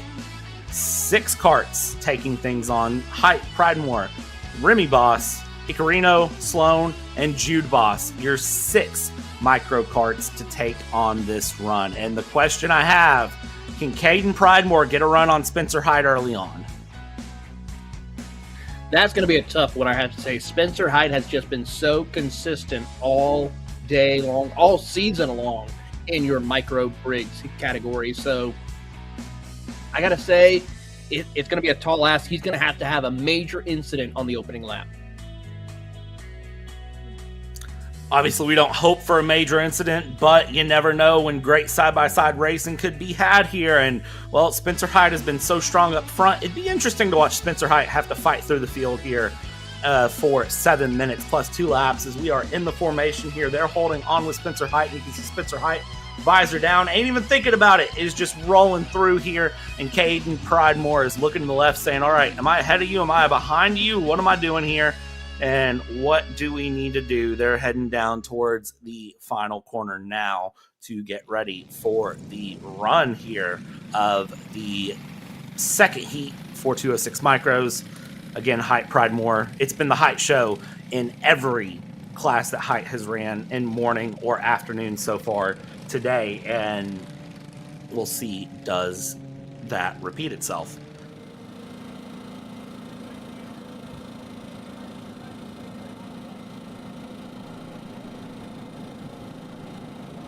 Coming down through the tram lines to the start line. We're waiting to see, do we get the green flag? Do we get to go? It's a very clean run through, and we are green for 7 minutes here. Height already shutting the door on Pridemore, and that is going to get us going very, very well here early on. And now from Pridemore, it's Remy Boss, Michael Icarino, your top 4 there, who will try to fight things out so far. And it looks like Remy Boss, a bit better of a run up the hill than Caden Pridemore, trying to close the gap a little bit. Everyone has the target on Spencer Height. Caden Pridemore has dropped back quite a ways to that 3rd position as Remy Boss going to see what he can do. He had some great pace in his first heat of the day, just didn't have enough time because of how much time he lost on the opening lap. So this could be a big change to see what he could do because he is barreling down on your race leader. Let's see here how this plays along for them as they go through the final straightaway here, the final corner on this back straight, down into the final corner of the lap. And let's see here, is closing the gap quite a bit through the straightaway. Here we go. Let's see. It's a better exit there for Spencer Height. The gap opened a little bit, not a lot though, and it's closing again. This is the first time I think we've seen Spencer Hyde under pressure of any capacity here. Remy Boss right there in second place. Remy Boss looking for a move up the inside on Spencer Hyde, not able to make it stick, but certainly giving it the good old try. That lets Caden Pridemore close in. Hopefully that doesn't run Spencer Hyde away, but Remy Boss, that was a brave move. That shows me that Spencer Hyde, there's a little chink in the armor there. It really is a good little opportunity to see if Remy Boss could have just been a little patient, wait till a better time to where that engine wouldn't get bogged down. He could have probably taken this fight to Spencer Height and put on a great show, but right now he's going to fight with Caden Pridemore for the 2nd spot. These two have to make a decision and make it quickly. Are they going to fight each other, or are they going to work together here to try to get up to Spencer Height? What is the more important decision for them? And I think they need to choose to go after Spencer Height. They need to pick that decision quickly.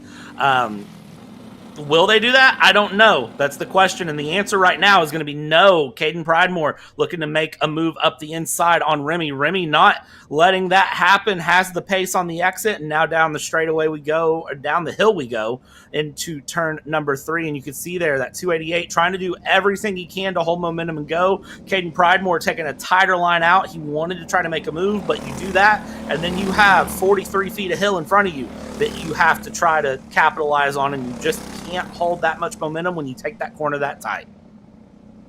Yeah, that was a big issue right there I saw. Pridemore just looked like he had the good run, but the problem is that engine just had to bog down a little bit, which allowed him not to get around Remy Boss for the time being.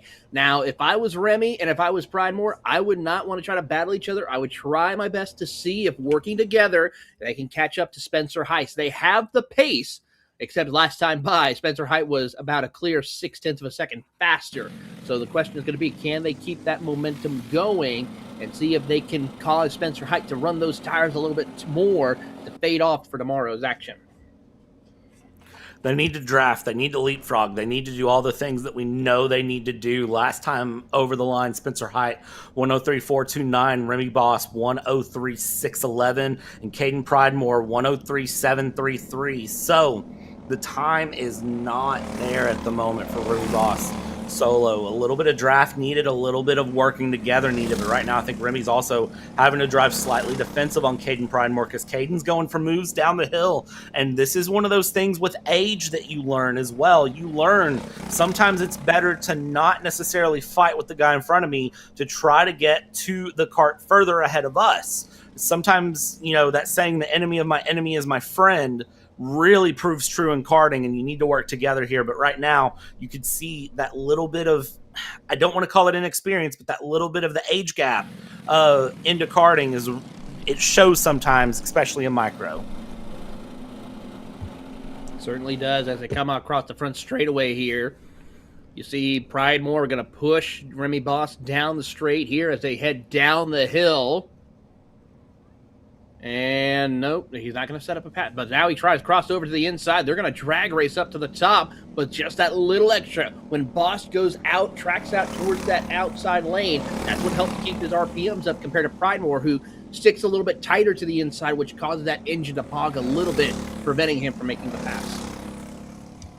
And again, remember, we're not monitoring the exit of track limits. We're monitoring the inside of the corner if you run too far inside a corner. So, for example, right there, if you ran on the inside of the blue curb, that is what race control is looking at. They're not looking at how wide you run at the bottom of the hill. That runoff is there. Take the advantage and use it is what they've basically told these drivers at this point. If it is faster for you to carry momentum through, you should do that.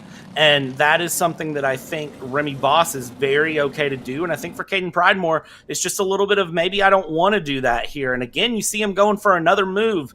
Caden Pridemore trying to get past Remy Boss again out of the final corner. Doesn't have the momentum to do so. And right now, Pridemore needs to stick right behind Remy here, but again is going to run wide. And you see him look over the shoulder and say, okay, where are you at? And as they continue to battle, they're just letting Spencer Height run away. And I know for Caden Pridemore, it's a case of I think I'm faster. I want to be in front of the kart ahead, but you do really need to think long-term picture here and think about getting to the end and closing up, and then you could have a chance for the win instead of just having a chance to be in second.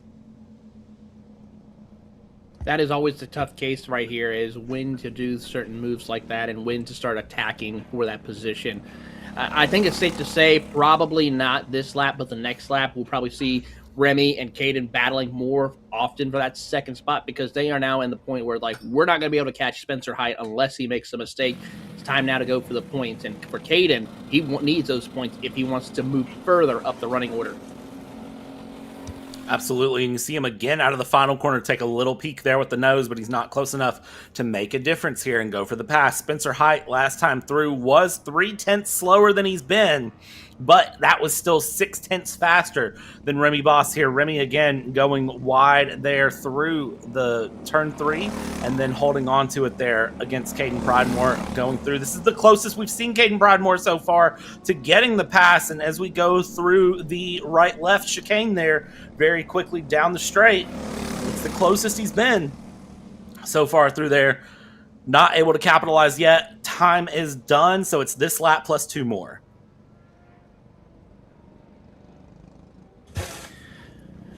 3 laps or 2.5 laps to go for your leaders as they climb up the hill through the field, and as they do so down into the final hairpin. Spencer Height, well, he's just out for a Saturday afternoon drive for his final run of the day.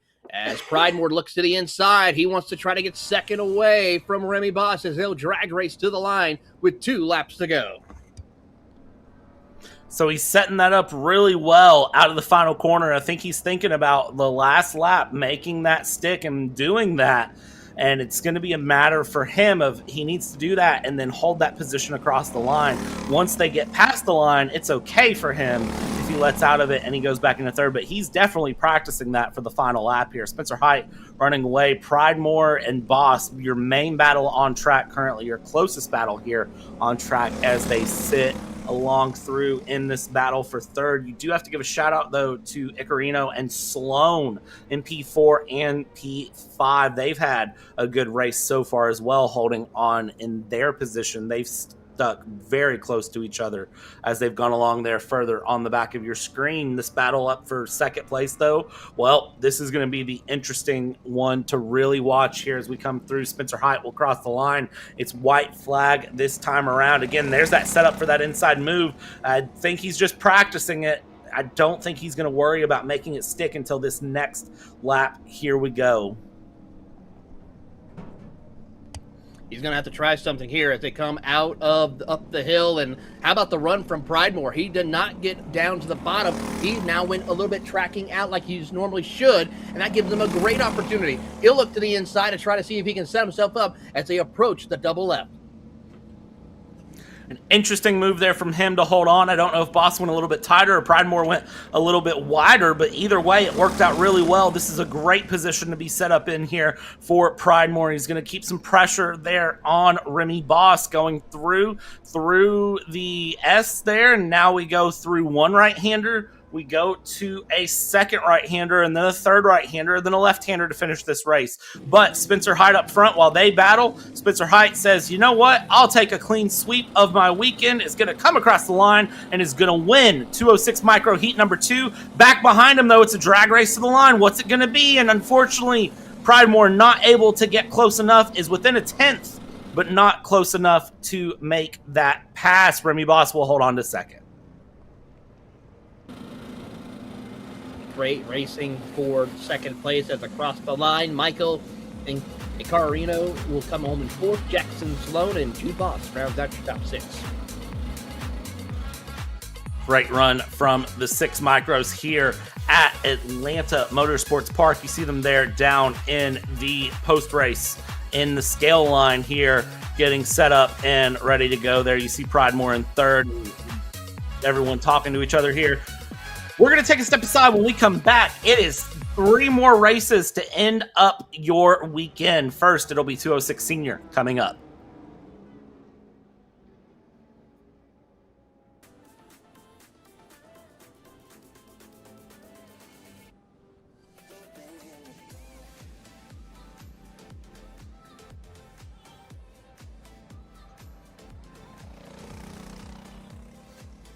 Are you looking to take the next step in your racing journey?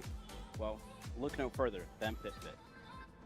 With 2 locations in Charlotte, North Carolina and Indianapolis, Indiana, PitFit trains drivers all the way from grassroots level karting to IndyCar and NASCAR, with top-of-the-line personalized coaching to improve physical and cognitive fitness.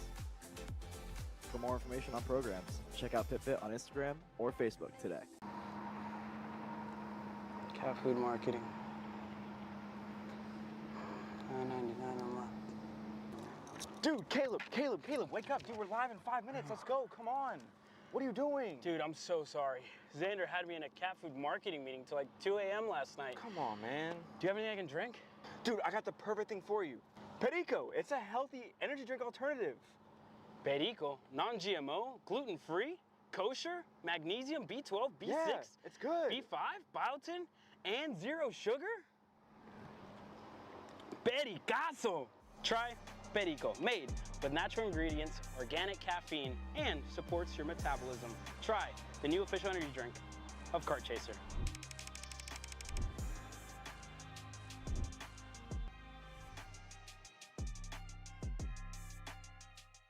Paulie Massimino wins the Wisconsin Grand Prix. James Overbeck on start number 2 gets win number 1 in OKN Stars. On track or off, Brandon Jarsakrak Racing delivers elite performance. Led by 4-time Pro National Champion Brandon Jarsakrak, our team masters driver coaching, data-driven analysis, and mechanical precision at every national event. Contact us today at Brandon Jarsakrak Racing.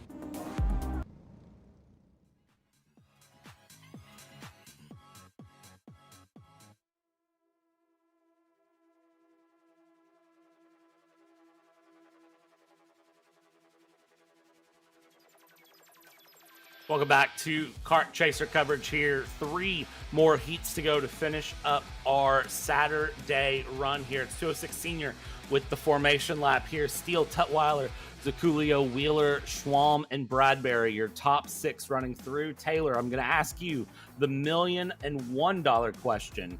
Who's going to win this race?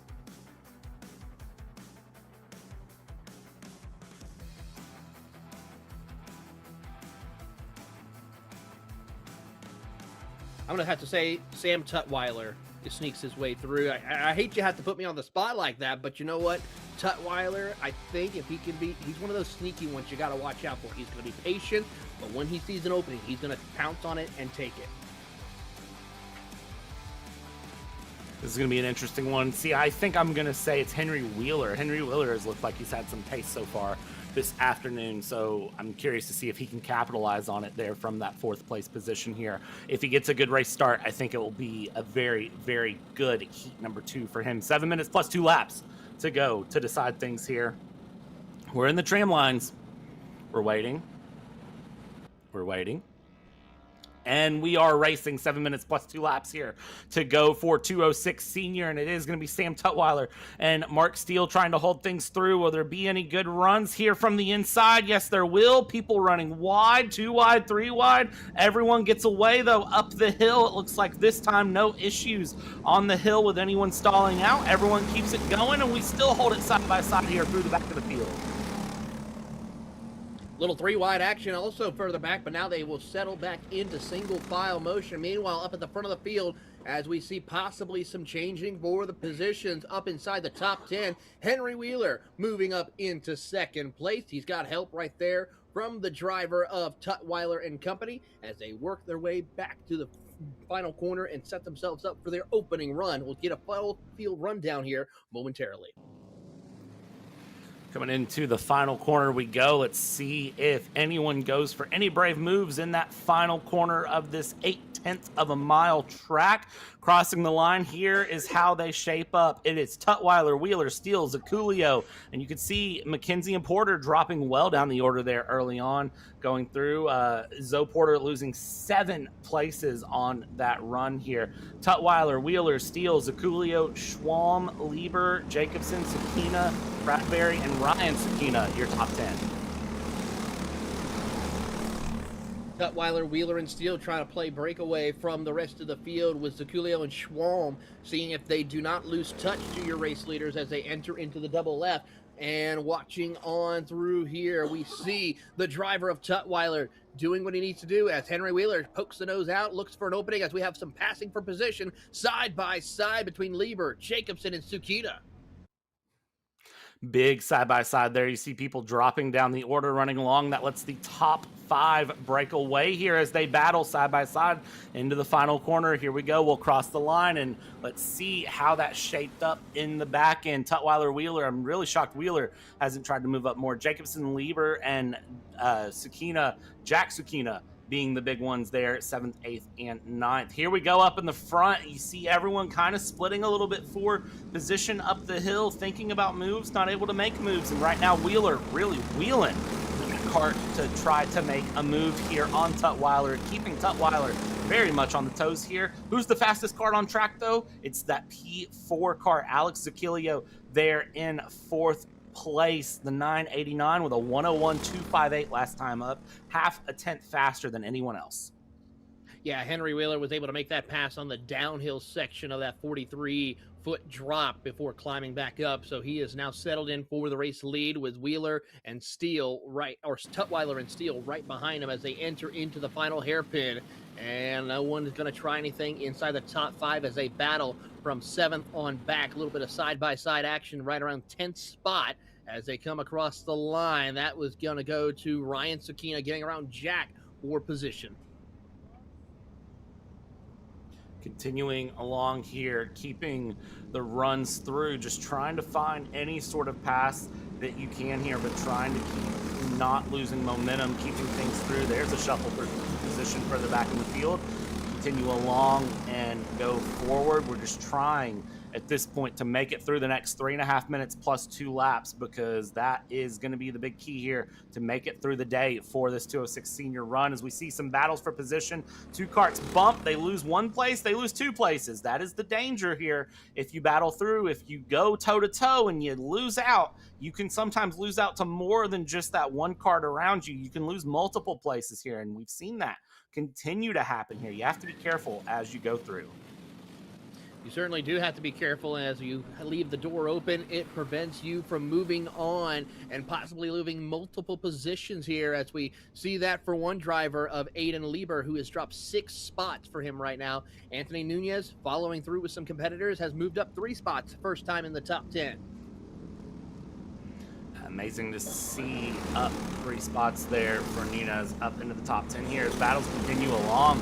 We're still seeing some side contact. That's the 996 who got there. That's Ryan Sakina and Jack Sakina. We're seeing some good, hard wheel-to-wheel racing here, and everyone trying to play nice, but trying to not be pushed around. And, well, it might end up in some people pushing some people. There's contact. There's 4 carts out, 1 over into the barrier. Tough break for that driver here, as that is the 944 machine. That's Graham Jacobson, who has ran out there trying to get that cart going again and get back out of the barrier. That's such a tough break for him. He was running at a decent pace right now, so unfortunately that will be a day ender for him. Currently now was inside the top 10, now outside of finishing last place, unfortunately. A couple of other carts involved in that one included drivers like Logan Hickman and, of course, Colton Kelly. And Graham Jacobson did manage to get back going here, so even though he is showing last place, he is still on track here, which is good for him in 27th place. We'll see if he can gain any positions back and try to have a little bit of a recovery here in heat number 2. That's going to be very hard to do there in the back of the field. Look at this up in this mix of the mid-pack. Still great battles going, battles down the straightaway, losing 3 places in one run. That is Andrew Bradbury. Look at that, lost 3 places down the straightaway. That can happen when you get a run and someone decides to follow you and then another person follows you. You can easily find your way around that single cart, and then unfortunately for that driver, they will fall further and further down behind. So for Bradbury, still in the top 10, but sitting in 9th position. Same thing with Luke DaCosta, outside the top 10, losing 2 spots so far.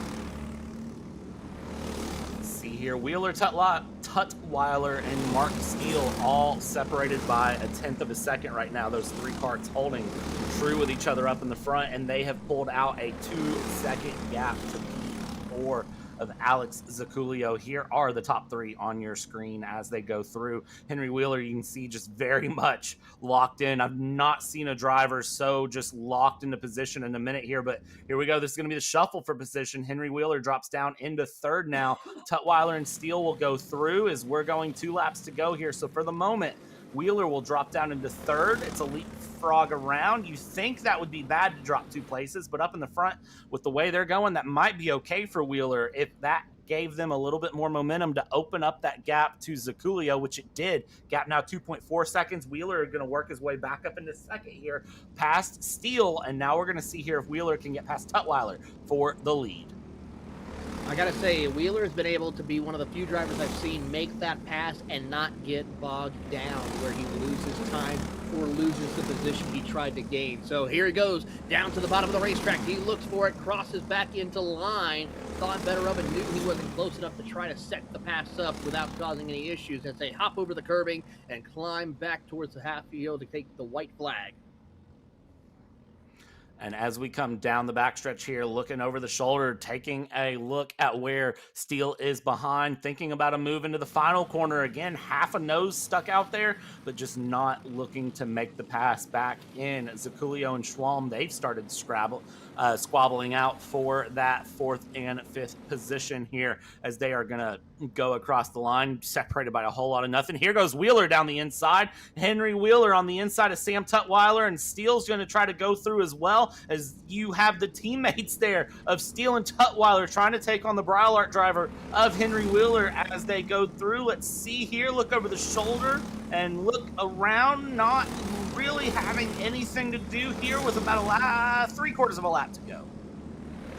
Here we go, crossing out a little bit wide as we see Henry Wheeler tucked to the bottom, a little bit of a shove for the back bumper from Tutwiler, and that opens the door for Steele to try to set something up in the closing stages. They make the run down to the final corner. Here, Wheeler, little adjustment, trying to see if he can set himself up, but here comes Mark Steele. Mark Steele to the outside, and it's Henry Wheeler defending the inside. He's going to go through, chop the nose. He's going to block to the inside. We've got wheel-to-wheel contact. Drag race down to the line here for the final lap, and it is going to be Henry Wheeler winning by 1/100th of a second over Mark Steele. Sam Tutwiler will bring it across P3, 0.3 of a second behind that. And then we continue down. Schwalm, Zaculio, Ryan Sakina, Anthony Nunez, Luke DaCosta, Jack Sakina, and Jackson Miller up 8 places on the day to get a P10 here in heat number 2. Great racing action. I got to say, I'm excited to see how this will all play out tomorrow. Look at the sportsmanship amongst the two of them, and an incredible fight there amongst your top 3. Great fight there amongst them as they go through. I mean, you saw the run there and the congratulations being given when you have the Bryllart driver and the 2 Steele Motorsports drivers there, Wheeler, Steele, and Tutwiler, who, again, great fight there from them. And you see them kind of talking about it and breaking it through. And I'm sure the question being asked, how in the world did you get past us out of turn number 3? What were you doing to have momentum up the hill? I'm sure is the big question that they have right now. And, well, I have the same question because, well, we've seen what going up the hill can do to some drivers as they go along. They are talking it out here.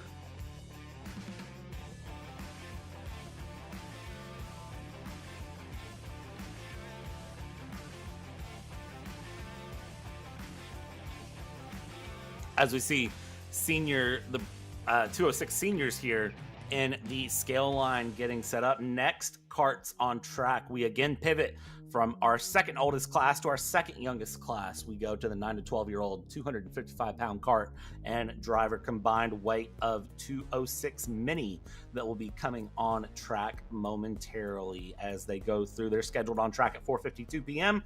My clock shows 4:51, so within about the next minute, they should be on track.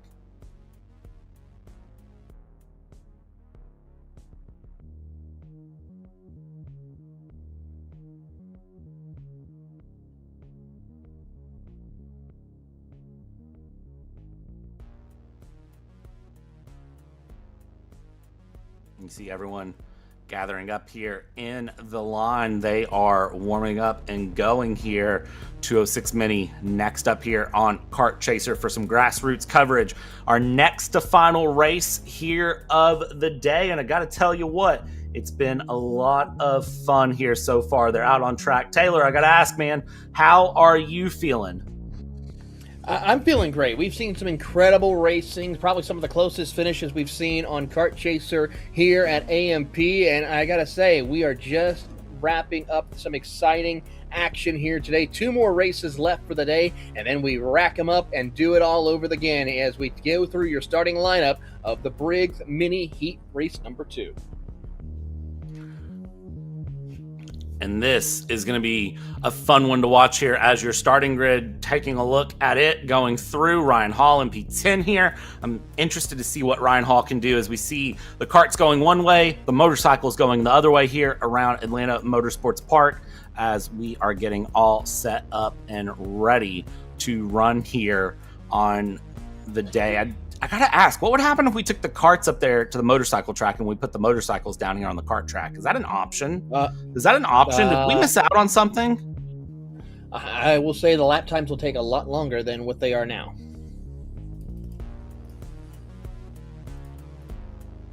I think we could shorten that up to like 3 laps. That, you know what? Hey, maybe I should plan one of these weekends here and just no, don't put me in charge of a weekend. Don't put me in charge of a weekend. Don't put you in charge, period. Also, that's why I'm up here commentating and not in charge of this thing. I'm sure Xander would not enjoy that. We get down into the tram lines here. Let's see if we will get this thing going. We have one kart that he's waving his hands. I don't know what's happened here. Will we get the green flag going? It looks like he stalled his engine there at the end.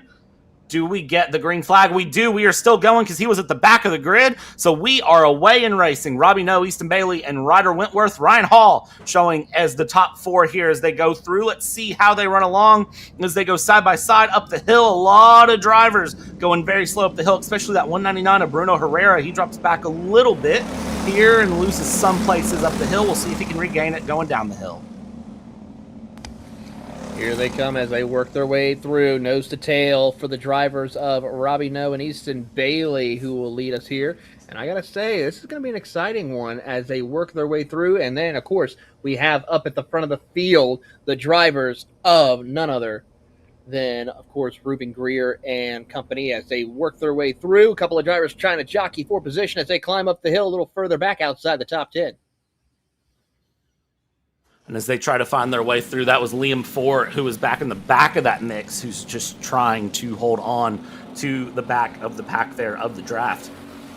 Top 3 come across here as they go. Ryan Hall, Robbie Noe, Easton Bailey come through. Looks like everyone getting going. Fastest card on track, actually, Bo Laser that time through with a 1:04.289. But I'm pretty sure Bo Laser is the cart that actually was having some problems there.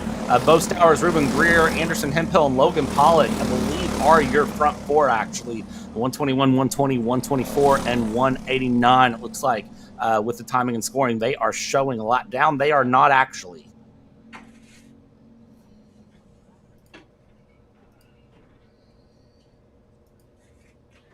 How about this for the drivers of Greer and Stowers? They have checked out from the rest of the field and making it a 2-horse race. Anderson Hemphill needs some help in order if he wants to go try and chase down your race leaders, as those two have really put on a clinic here in the opening laps.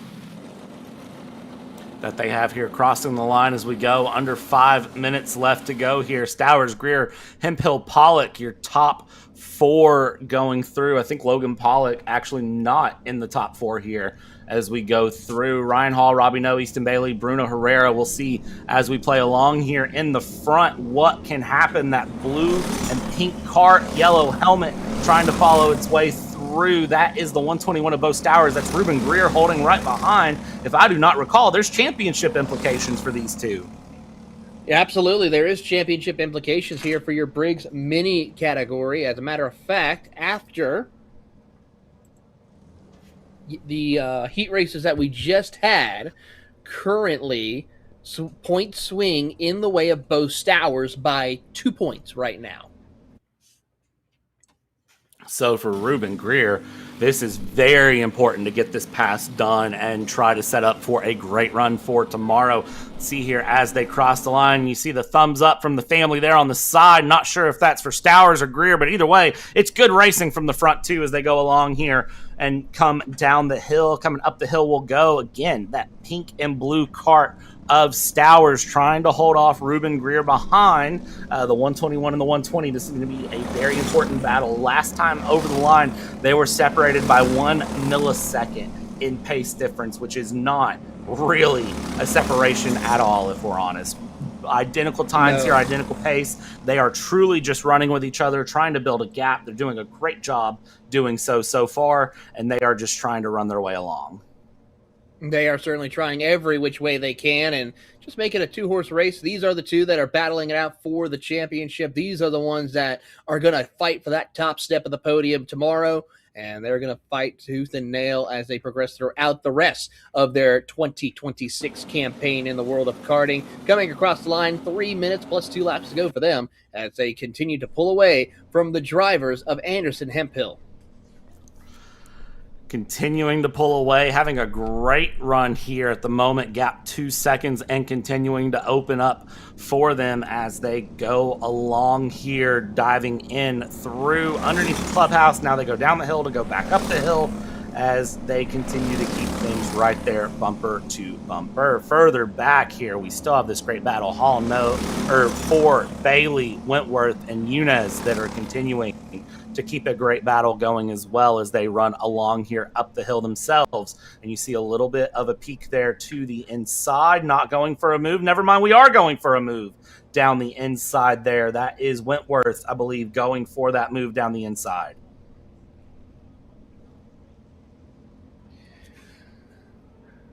As we watch this group here, the 177 of Wentworth is trying to find his way, and it looks like he's going to have to deal with Elias Yunez right there, who's putting some pressure on him. He'll look to try to find his opening, but now, so far, not going to work out for him. Those 4 drivers working quite well and putting on a great show. Great show being shown from them as they go through. They continue to keep the pressure on each other here as we head down the hill to go back up the hill here for this group of karts. Mixed in the mix of them as well is Logan Pollock, I believe, here as a run. Bruno Herrera, the 199, is off track here and is showing as 3 laps down, only completing 2 laps so far in this race, unfortunately. So for Bruno Herrera, that is race over. That is very much heartbreaking. A minute plus 2 laps to go here in this race. Great battle showing on track here up in the front. It is still Bo Stowers, Ruben Greer, P1, P2, as they were bumper to bumper, holding along, trying to see what they can do here.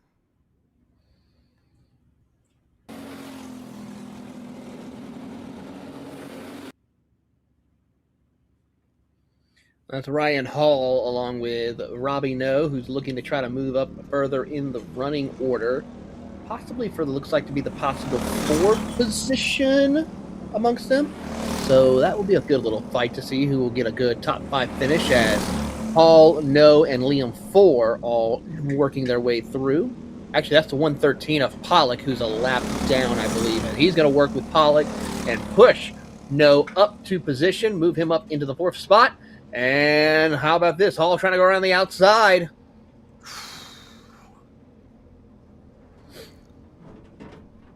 Trying to make it stick there, not able to make it stick. And then you saw the 113 of Logan Pollock in the mix as well. And now you see they're kind of communicating with each other, kind of disagreeing with each other here of, hey, I want to be in front of you, you be in front of me, no, I be in front of you. Okay, well, somebody get in front of somebody here and let's run through as we go along. That's your leaders, Bo Stowers, Ruben Greer going through, Anderson Hemphill, and then it's Ryan Hall, Robbie No, Logan Pollock there, all running across the line, trying to get some good finishes here. 2 laps to go currently on this race as we go through for heat number 2 for 206 Mini. They'll come with these final 2 laps to try to finish this thing along here and see what they can pull.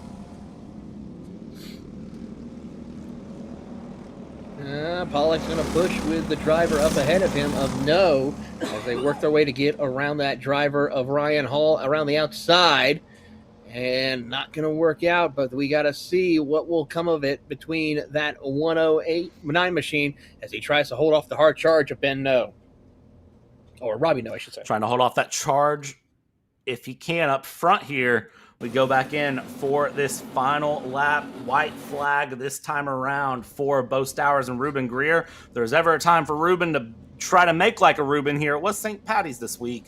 So if you ever wanted to try to go on Ruben, this would be the time here for Ruben Greer to try to go through as him and Bo Stowers run their way along. Let's see what happens as they go through. Taking a very, very hard run down the hill we go, and this is going to be close. Let's see, is there a look?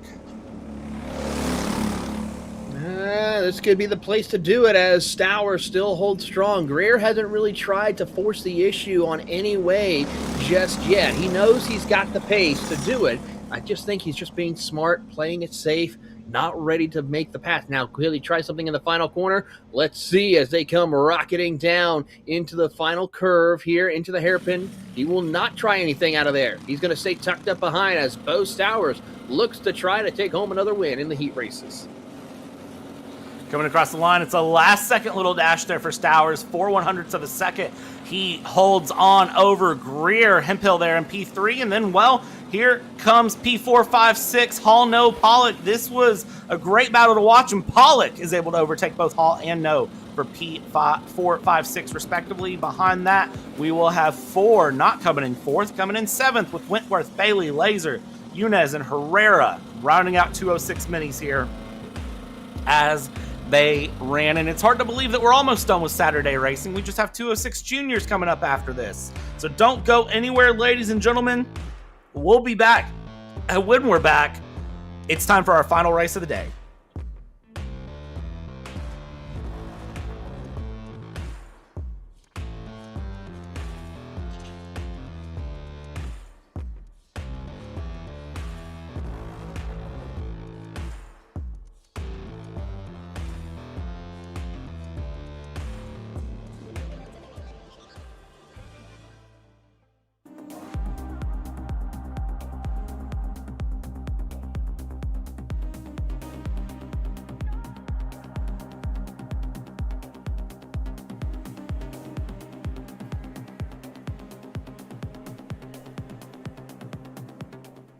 champions aren't just born on the kart track. At SimShop, we deliver professional-grade simulators with the best performance-to-price ratio in the industry. Founded by racers who understand what you need, our SimMagic and Moza equipment is powerful enough for the pros, yet affordable for everyone. With unmatched customer support and a thriving community, we're your racing partner. Visit simshop.com today. Hey guys, I'm Chris G. I'm Kart Chaser's driver fitness coach, and today I'm going to give you 3 tips on how to strengthen your shoulders for more endurance and better stability in the kart. Here we go. Okay, so exercise number 1 is the front rope pull-through cable raises. Okay, now this is the upright cable row. What you are doing here is you're picking a straight bar, as you see, and we're working the side areas of our shoulders, the medial. Exercise number 3, the dumbbell shrugs. As you guys can tell, I like to pause at the top before releasing. It's great for your strength, for that wheel stability. It's great for those shoulders and that upper back area. Chris G coaching, race-ready training that carries into real life. That's what we do here. See you on the next one. Kyle, what are you doing? It's got my new Greyhound seat. You don't even have a cart. Doesn't matter. I have a Greyhound. Who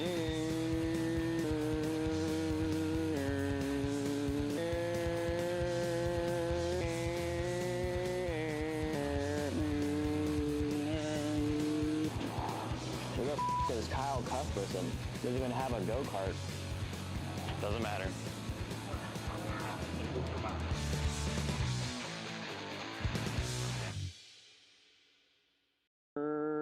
Cuthbertson through on Turney. Turney in. Karting isn't just.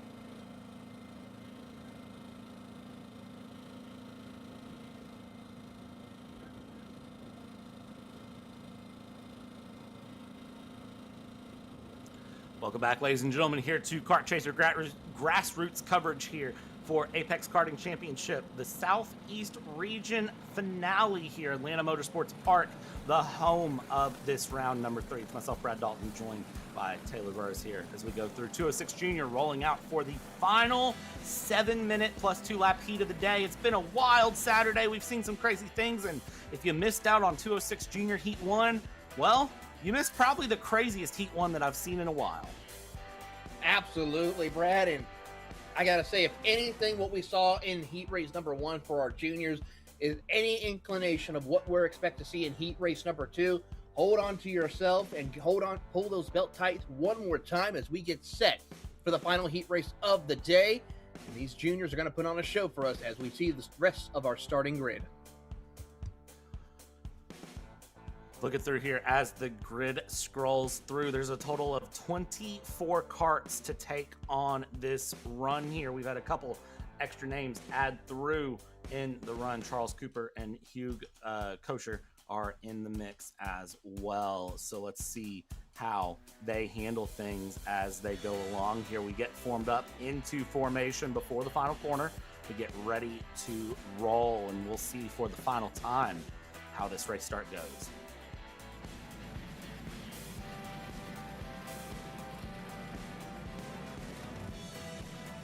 Through the final corner, Bowen Green, Laney Thigpen, Kai Mars, Evan Frey, Riley Doblé, and Jet Price, your top 6, the front 3 rows. Everyone gets into the tram lines. Will they let them go this time through? We'll see if they like what they saw, and the answer is yes, we are green.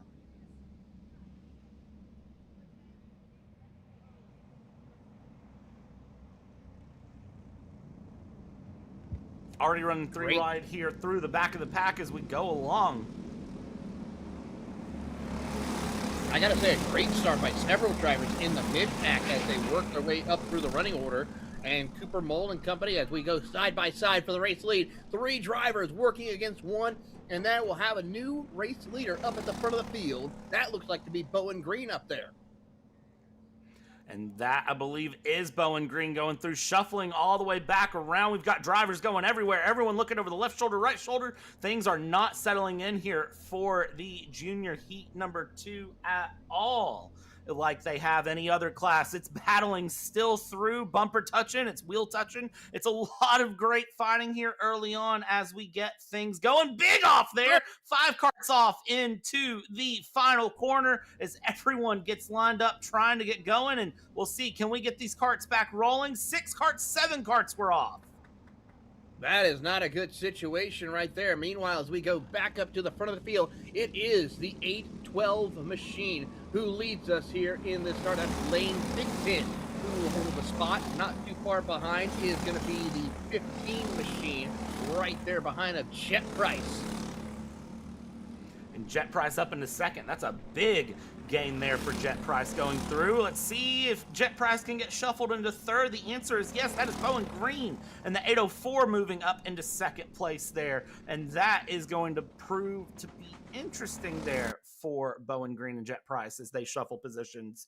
And we'll see how that plays along here. 5 minutes left to go here in heat number 2. All karts are already off. And tell you what, here at AMP, they've had some amazing track workers and officials helping to clear these incidents quicker than I've ever seen before. I have to agree with you on that, and they have been doing incredible work all weekend long. And as they do so, as we watch Thigpen and company work their way through to hold on to the race lead, Bowen Green up to second. He wants more. He's going to have some help from Jet Price along with the 831 of Evan Frey. Jet Price wants to jet his way forward, and it looks like he's actually going to catch a Jet 2 Holiday backwards here, giving a point by to the inside there. Jet Price letting Evan Frey by, going down into 4th place as he goes along here, and we'll see, can he hold on to 4th, or will he drop further into 5th? I'm not sure what the answer will be. We'll find out here momentarily. 1 kart off there, big time. That's one of the Borellards who's struggling to get back up to pace there. Could not catch the number, but right now your top 5 is now working together and trying to pull away, just as I say that. And then you have Ben Beck and Leighton Mole in the 6th and 7th position. Kai Marr setting fastest lap of the race. See, I believe Cooper Mole was that Brylark kart that was off there going through, so not ideal to see Cooper Mole drop so far back on the run here. But as we go, the fastest kart on track last time through was actually Kai Mars there in 5th place, showing as the fastest lap, 101.529, faster than Laney Thigpen, the leader, by half a tenth. So there is some pace in that 5th place kart of the 823 of Kai Mars. It's just a matter of passing it, which has proven to be interesting to do here around AMP all day. And this is the hottest point of the day as well. It's a good, nice, sunny 82 degrees outside here. And I'm sure the drivers are feeling it. I'm sure the karts are feeling it here. We got to see if Pete 4 and 5 of Price and Mars can catch up to the top 3. Trying to do a little research here, because if the track temp is 82 degrees, or the air temp is 82, usually track temp is anywhere an extra 10 to 20 degrees hotter than what it is out there on the air temperature. But also look at all the shade that's in some of the places. Right here is fine, but a little further back is where we'll see towards the end of the track, where you start to see some of that shade coming in. So you're having to deal with multiple different temperatures as we watch on through the lead, as we see a couple of drivers jockeying around for position. As we watch Thigpen, Green, and Frey looking to continue to pull away from Price and Mars. Price and Mars have now swapped positions as well, I believe, here going through. And I believe that was Beck and Leighton Mole, who we just saw swap positions as well. Beck, the one, I believe, given the hand signals. I know several hand signals in karting just from my time around, but I do not know what the double side wave that he did was there going through. Maybe we can ask him and find out as we go through here. P6, P7 there, Ben Beck, Leighton Mole going along here in the line. Laney Thigpen, Green, Frey, Mars, and Price again have swapped positions going through. Mole and Beck have swapped positions, and now that 808 of Siva Kumar and Pete number 8 with Dragonov with Roland Smith and P10 rounding out your top 10 here as they go along. Oh boy, watching on here a little further back in the running order. That's the 813 machine of Roland Smith. This is the battle for 10th position with Patrick, Sonarto, and Double R right there as they're looking to find their way around. And a big run right there from Patrick. He's going to think about trying to go into the top 10. He's got a little bit of help and almost thought about having some three-wide racing then during the corner. A little bit of contact there, I believe, coming through between Michael Patrick as all the shuffling for position goes along. And I don't know who that hand signal was at there, honestly, because, well, you don't really have company behind you. You kind of broke away because they all shuffled for position behind you there out of top 10. So I saw the double hand forward of let's go forward, but again, you don't have anyone to help you as we've got 3 karts off down at the bottom of the turn. Leighton Mole, Roland Smith. That was a tough, weird situation because of Leighton Mole was kind of like all by himself pretty much a little bit ago. So that was Roland Smith and Riley Dablier, and I believe Antonio Johnson was the third kart involved in that. So that's 3 more names out of that mid-pack battle that have now dropped away here as we go through. Leaders are coming through the back straightaway, heading down towards that final corner. Let's see how this gets handled so far, what will happen, because we're coming up on 2 laps to go here as they come through. They're still working on clearing the karts off, and you can see it's right on that racing line here for them. Top 3 are through, 4th and 5th are through. The rest of the pack is trying to work its way through. Around we go. 2 laps to go here. Evan Frey, fastest kart on track. Evan Frey, does he have enough, though, to get him to get around both green and Thigpen is the question. As we watch Evan Frey look to see if he can find his opening, but it's going to be tough. The 2 comp karts right in front of him. Lap traffic, though, up ahead could change some things. That it definitely could, and that lap traffic is the 865 of Charles Cooper here that is going to go a lap down. What will the lap traffic do? What do you do if you're the 865? How do you manage this? As that kart is carrying some heavy damage, I think your best option is just stay out of the way here. And you can see they're going to the outside line, looks over, sees, started to come back into line, and realized there was a third kart in the way and stayed out of line. Great race ship there from 865 as they went through and along. And now leaders will come through, take the white flag. It's 1 lap to go here. 1 lap to go for Saturday. And well, let's get this race started. Green pulls out of position there with Frey. Frey gives the help. Laney Thigpen drops to 3rd right now, and then it's a dive up the inside from Frey to Green. Will they get the pass through? They run wide. The 804, the 831. Here we go. That Coyote machine is ready to try to get around as they come down the hill, dropping 43 feet downward. And as they approach the double lefter, here we'll see Green going on the defensive, hugging that white line as best that he can. Frey's got 1 shot to set it up here into the double left, not able to do so, as now we see Green going on the defensive, hugging every white line that he can to prevent anyone from getting by. But how defensive can you truly be here? What's going to happen? There's a run down the inside. What can you do to block it? The answer is a whole lot of nothing. But now watch this. You've got 2 karts that are going to start to scrap into the final corner. Here we go. Final corner out. This is going to be the run. It's a drag race down through. It's single file. We're going to pull out a line. Who's going to run? You block to the middle, and the winner when it's all said and done, Evan Frey. Laney Thigpen in 2nd, and Bowen Green down into 3rd. Kai Mars and Jet Price, top 5 here for 206 Junior Heat number 2. Incredible racing here to conclude today's action on Saturday for the Apex Karting Championship. But tomorrow, I have to say, Brad, is the big show. That's where we give out the trophies for both the winners and the champions. How about this 3-wide battle here to the finish line? That was Hinkle Kosher and Hugh Kosher that we're going through. So that was 2 family members, more than likely. I'm not going to assume they're related, but it wouldn't surprise me if they're related. Trying to take on Brady Hinkle and work together, and they finished out 13, 14, 15. Wow. Incredible racing today. You can say that again. Great to see all of our drivers have a great run here as we get your unofficial results through for heat number 2 as we get these juniors going through. I gotta say, it's been great, but as you said, tomorrow I'm also very much looking forward to. Absolutely. We will see everyone back at it here once again tomorrow morning at Sunday with warm-ups coverage starting at 8 a.m. Eastern Time or 7 a.m. Central. And we'll be back at it once again for the morning session with the KA categories and then back at it in the afternoon for the 206s and determine who will be your 2026 Apex Karting Champions of the South Division.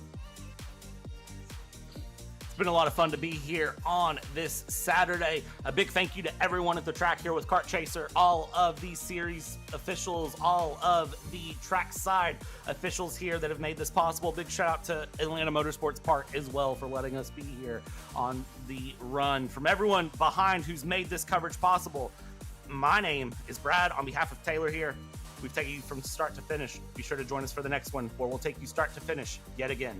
Good night.